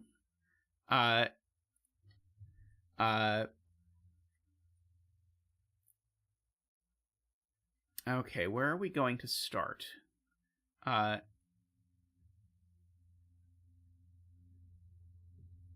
this digit isn't a 6. We could start there. And it's not odd either. So if you look at the things that this digit can be, it's not a 6 because that would make the little killer clue correct, and it's not odd because that would make the odd thing right. So this is not even, so this is odd. Let's see. I have to make sure the numbered rooms, let's see. Okay, what are all the options? The numbered rooms, skyscraper, sandwich, X sum,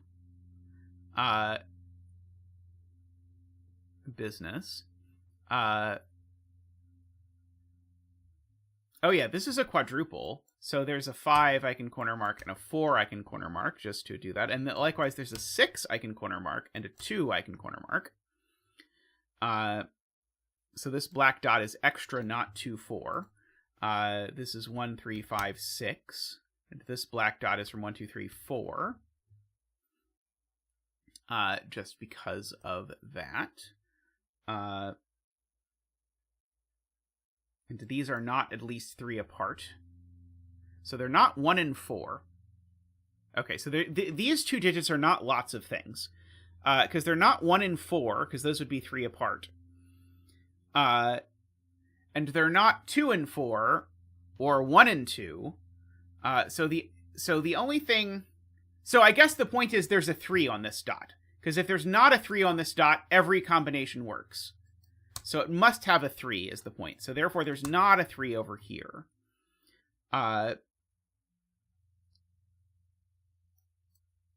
This, oh, the killer cages are also not valid look and say cages. I did not realize the killer cages are also not look and say cages. Because if they're not also not look and say cages, then this is a 2. Why is this black dot even here, Micro? I'm sure you could just draw in a random region sum line through this whole grid, Micro. It would really pick up the aesthetic. I mean, I think it's lacking a little bit. If you just draw one randomly through all 6 boxes, it'll really help with the thing. Oh, the between lines are also double arrows. I maybe should have read the rules. That might have also helped. But it's more fun if chat reads me the rules. I have to say. Okay, so this can't be a regular cage or a look and say cage, and so by virtue of not being a look and say cage, that means there's not 1 4 in this cage, and there's not 1 1 in this cage. So therefore this is a 2, and one of these is a 1, and one of these is a 4.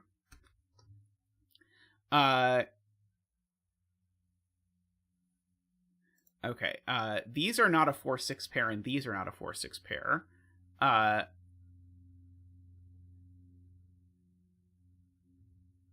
Let's see. Okay.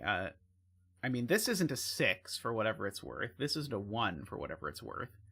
Oh, there can't be a 6 in here, actually. Because if I put a 6 in here, it would sum to 7. So these are actually a 4-6 pair. These are these are from 1, 3, 5. But those are a 4-6 pair, is very interesting. So these aren't both 4 and 6. So one of these is 4 or 6, is I guess what that's saying, if I read that carefully. 4 plus 6 is not at risk of being 8. If I add, I guess I can't put a -2 here is the problem. Or is the conclusion. Let's see. Okay, I'm looking to see this, these horrible skyscraper type clues. Oh, these can't be 1 and 6.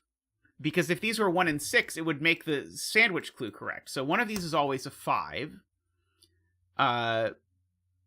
For whatever tiny bit that is worth. So one of these two is a 5.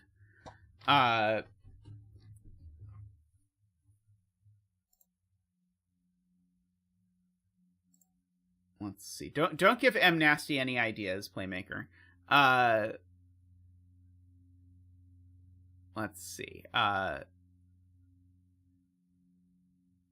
Okay, so 4, 6, and 3, and 4, 6, and 5, neither of them adds to 11. From 1, 3, 5.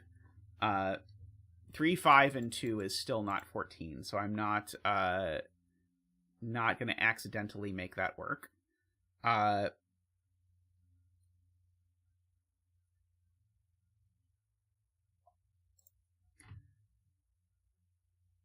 This digit's not a 6, so I could corner mark 6 in the other cells if I wanted.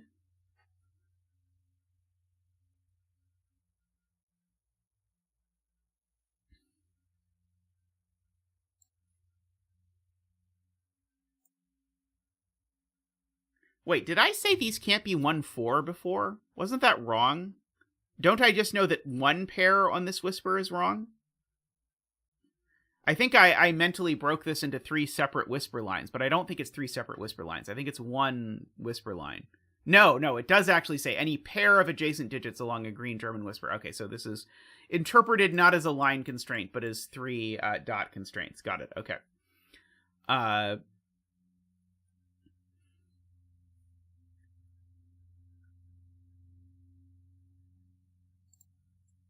Deciding if it would be a problem if this was a 4.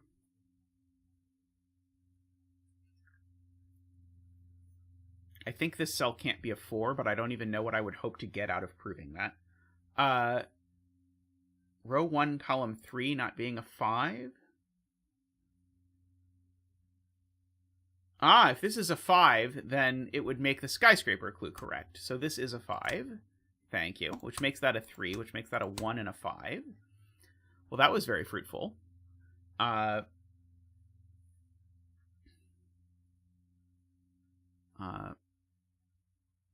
So somewhere on here there's a 2. Oh, and it's not there, actually. The 2's just placed because of the quadruple down there. Okay, so I'm not too worried about the Thermo not working anymore. This is a 4 or a 6.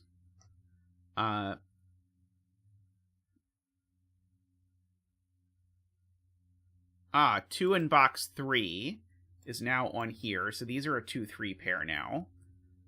Oops, 2, 3 pair. Which puts the 3 up here. Now, this can never be a 6, because it would be correct with one of these. So this, if I look at it, I'm actually going to write in all the candidates. It's not a 2 by Sudoku. It's not a 3 by the box. It's not a 6 by the whispers. And if it's a 1 or a 4, it actually sort of forces something here. Let's see.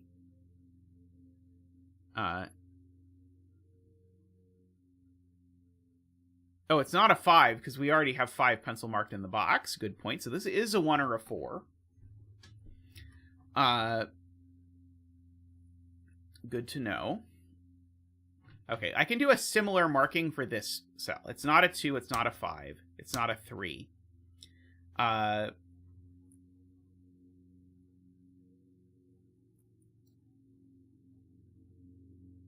There has to be a 1 on this, or this is a 4, 5, 6, is the point.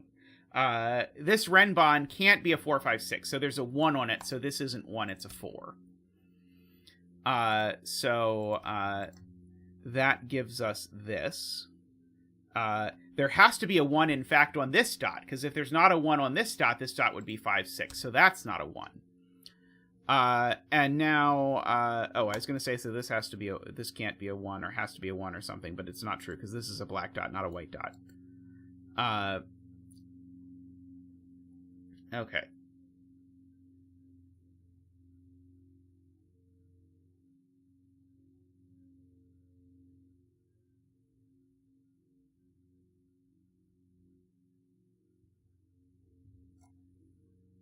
Uh,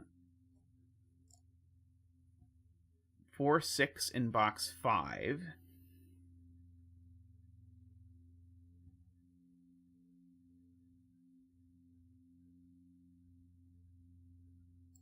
Oh, so the point is to fill in this digit. This can be, it's not, okay, so this is not a 6, it's not a 2 or a 3, and it's not a 5. So this is only a 1 or a 4. Oh, and it's not a 4 either. So this just is a 1. It's just a naked 1. That is what was being pointed out. And so these are a 4, 6 pair.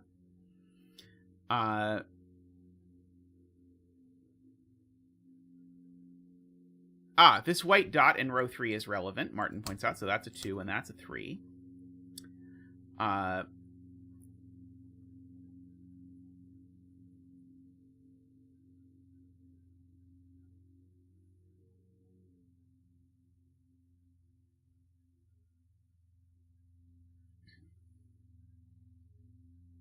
I can place 6 in column 2, I'm being told. Right. I can't put a 6 there, is the point, because a 6 here would be a correct skyscraper clue. And I can't place a 6 down here because it would be on the quad. So in fact, the 6 goes there, which makes that a 5 and a 1. Good spot. Enjoy, Playmaker! So these are 1, 6, 3. It's not a 1, it's not a 3. These are 2, 4, 5. It's not a 2, that's not a 5.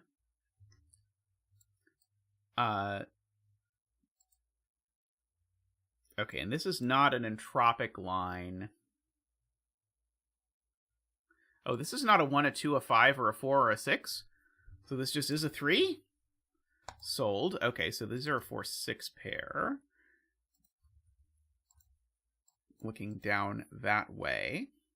Okay, so this is roped. How dare you, Micro? So this is a 2, 3 pair. And this is a 1, 5 pair.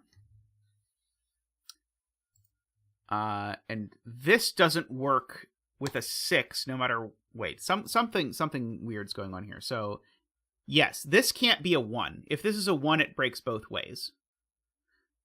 Because if this is a 1, and that's a 4, it's a valid... No, 1 plus 4 is not 6, Zeta. 1 plus 4 is not 6.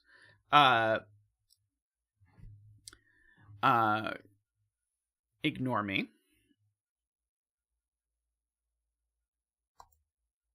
But this can't be a 2.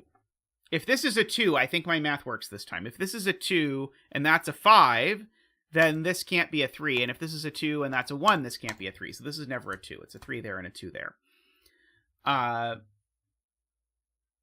So we've got that. And so now, this is not a 1, or it would be a valid between line. So that's a 1. Now, if this were a 6, it would be a valid between line. So that's a 4, and that's a 6. Good. Okay, so these are 1, 3, 6.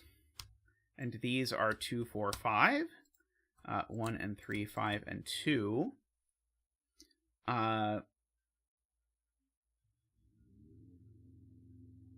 now checking to see if any of the numbered rooms clues tell me anything. I don't think any of the numbered rooms clues tell me anything.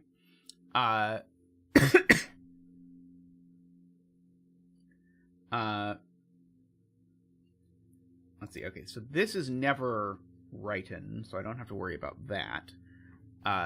If this were a 3, this has to be a 1, or it breaks. But I don't think that quite does anything. Oh, I have a 1-6 pair in this column, Garion points out, so that makes that 4 and a 6, and a 6 and a 4. That's not a 6 anymore. That's not a 6 anymore. That's not a 4 anymore. That's not a 4 anymore.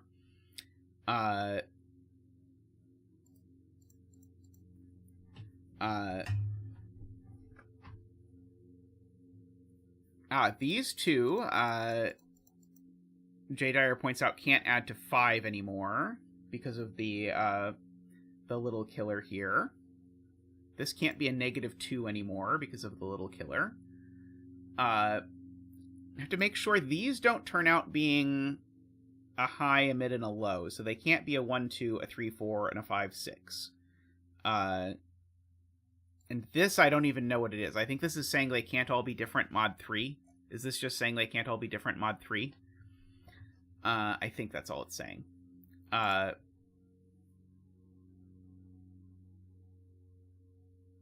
Let's see. Sayori has a nice spot, I am told. If row 1, column 4... Oh, unfortunately, we have obviated Sayori's point. Sorry, Sayori. 2 has to be on the entropic line. Right. There's a 2 on the entropic line. And if I have a 2 on the entropic line... Oh, no, this is a Roggen puzzle, Danzor, so I can very well have both a 2 and a 1 on the entropic line, sadly.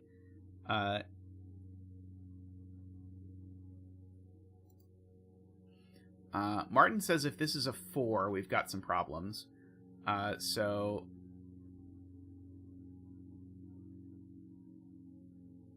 If this is a 4, then this can't be a 6. So this is a 3, but then that makes this a 1. Yep, that's correct. So yeah, if in the world where this is a 4, this has to be a 3, so this has to be a 1, but now the little killer is correct. Very nice spot. So that's a 2, and a 4, and a 5, and a 4, and a 2. Well spotted. So this can't be a 6, or the entropic line would be right, so it's a 1. And there we go. We got the correct Roggen answer. Lovely little romp there, MicroStudy. Appropriately titled. But yeah, what a puzzle. We got it rightly Roggen. Let's see. I probably got time to do one more. Let me try and pull up one that looks like it'll be quick. I'll be right back.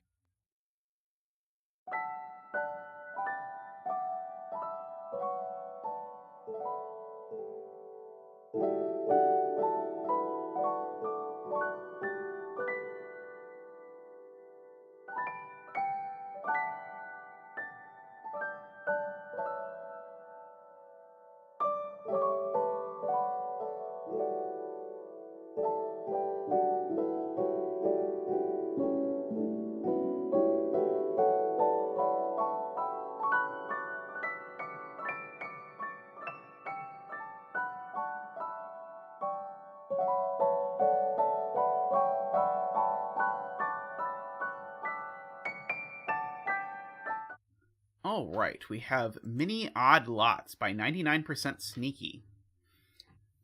So let's see what we are in for here. I admit I didn't really look at it to decide if I thought it could be done in a short period of time or not. So we'll see how it goes. So we want to place the digits 1 through 6 into each row, column, and 2x3 box without repetition. I think we can do that. But unfortunately, there are more rules. Digits along the purple Renban line form a set of contiguous non-repeating digits in any order. So immediately that tells you that this digit is not the same as either of these digits, so it automatically goes there in the row. That is the sort of thing that I see when I read this. Adjacent digits must have a difference of at least 3. Digits along an arrow sum to the digit in the attached circle. So this is at least a 4. I'll go ahead and mark that. the digit in a yellow circle indicates how many odd digits are found along the attached clue. This includes the cell with the yellow circle. The arrow circle counts towards its odd lot count. Okay, so we're counting the number of odds on here. We're counting the number of odds on here. So my Renban always will have 2 or 3 odds, depending on whether it starts at 1 or 2, which are the only places it can really start. My German Whisper can't have 3 odds. So it's only got 1 or 2 odds. And I guess if this is a 1 or a 2, then that automatically makes this high. So this is at least 3 more. So this is a 4, 5, or 6. This is a 1, 2, or 3. An arrow always has an even total. And so that means there's an even number of odds. So there are 2, 4, or 6 odds on this arrow, and it's not a 6 for sure. And a 4 would be too low. Or sorry, a 4 would be too high because the minimum sum would be 7. So this is in fact 2. Good spot to J. Dyer there. And Sayori a little afterwards. So now this can't be a 4 anymore because now these 2 cells sum to either 3 or 4. So these are from 1, 2, 3, and that one's not a 2. So interestingly, this digit... Oh, never mind. I was going to say something silly.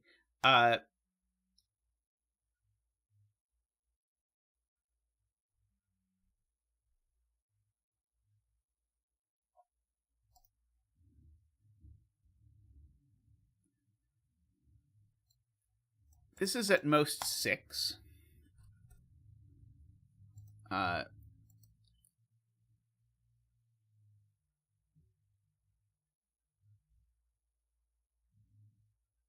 So I was trying to see what I could say about the digit that's not on this Renban that's a 1 or a 6. I guess this is the digit I know is a 1 or a 6. I could at least write that in. But I don't know that I could do a lot about it. It's just possible that neither of these is 1, right? Yeah, 2, 3, 6 would work. Let's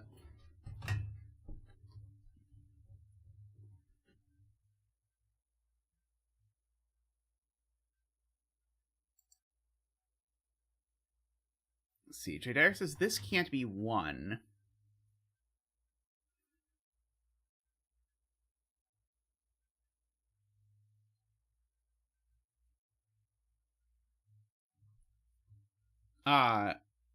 No?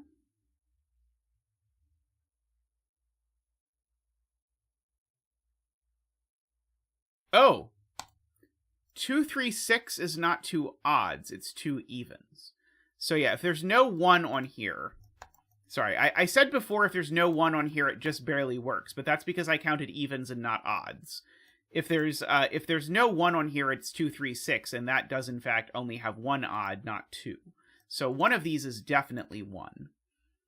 And so there's a 1 down here somewhere. Oh, this would never be 4 because it would need to be next to 2 1s, and it probably isn't.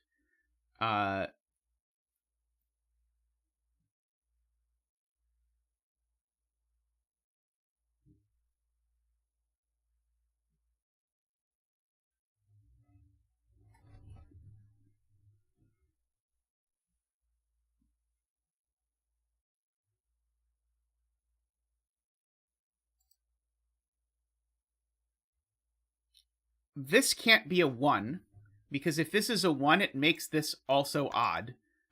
So if this is a 1, it puts a second odd on it by force. So this is a 2, and that's a 1. And if that's a 2, I need 2 odds, which makes that a 5. So that's good. So this is not a 6, it's a 1. And this is not a 3, it's a 2. And so that's the 5. And so these are 3, 4, and 6.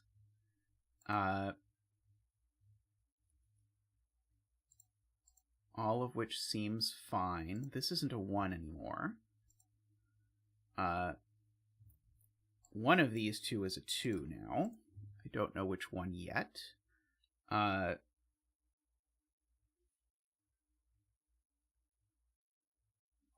Yeah, Heliopolis had a different way of saying the same thing, that if this was a 1, it was going to put 2 odds on this razzmatazz.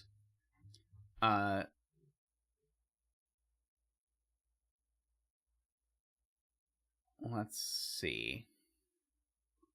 Okay, so now what am I supposed to see? I'm sure I'm supposed to see something. Oh, yes. If this is a 6, it would make 6 an odd number. That's true. For whatever reason, my brain is obsessed with counting the evens. Every time I think about this, I count the evens instead of the odds. Let's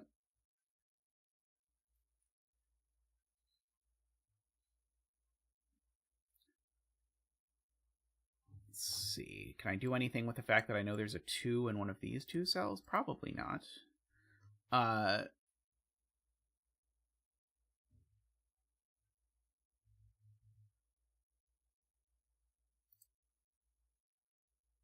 If this were a 4, Garion points out, it would need to go next to a 1 here, which is not an option because of the 4 above it. Or sorry, because of the 1 above it. So this is only a 2, 3, or 5.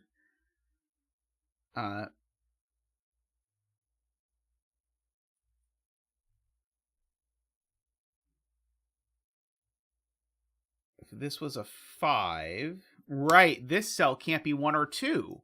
Snazzy, snazzy. This cell can't be 1 or 2, and 5 only goes next to 1 or 2. So in fact, this is 2 or 3, and we can parity color our whispers. Like that. This isn't a 2, this isn't a 5. So that cell at least is always odd, for whatever it's worth. This one's not a 4 because of the whole 1 thing before.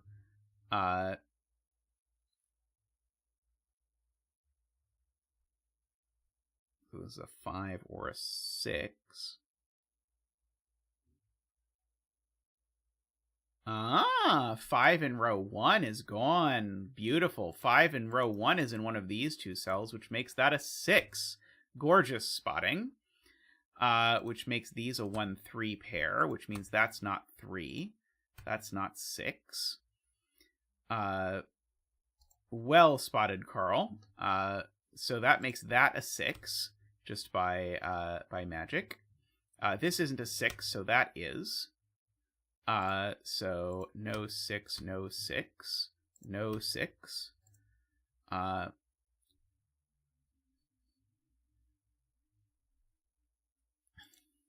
Okay, these are from 2, 4, 6. That one's not a 2. That one's not a 6. And in fact, that's a 4, 6 pair in the column, which makes that a 2. That's not a 2. Oh, I guess when I had 2 corner marked in 2 cells and I removed 2 from that one, I could have filled in the 2 there, but that would have been cheating. That makes that a 2 because there's got to be a 2 in these 3 cells and there's nowhere else for it to go. That's a 2. So only 2 of these numbers are odd. That's one of the odd ones, regardless. Oh, this just can't be a 3 because that can't be a 6, so that's a 1.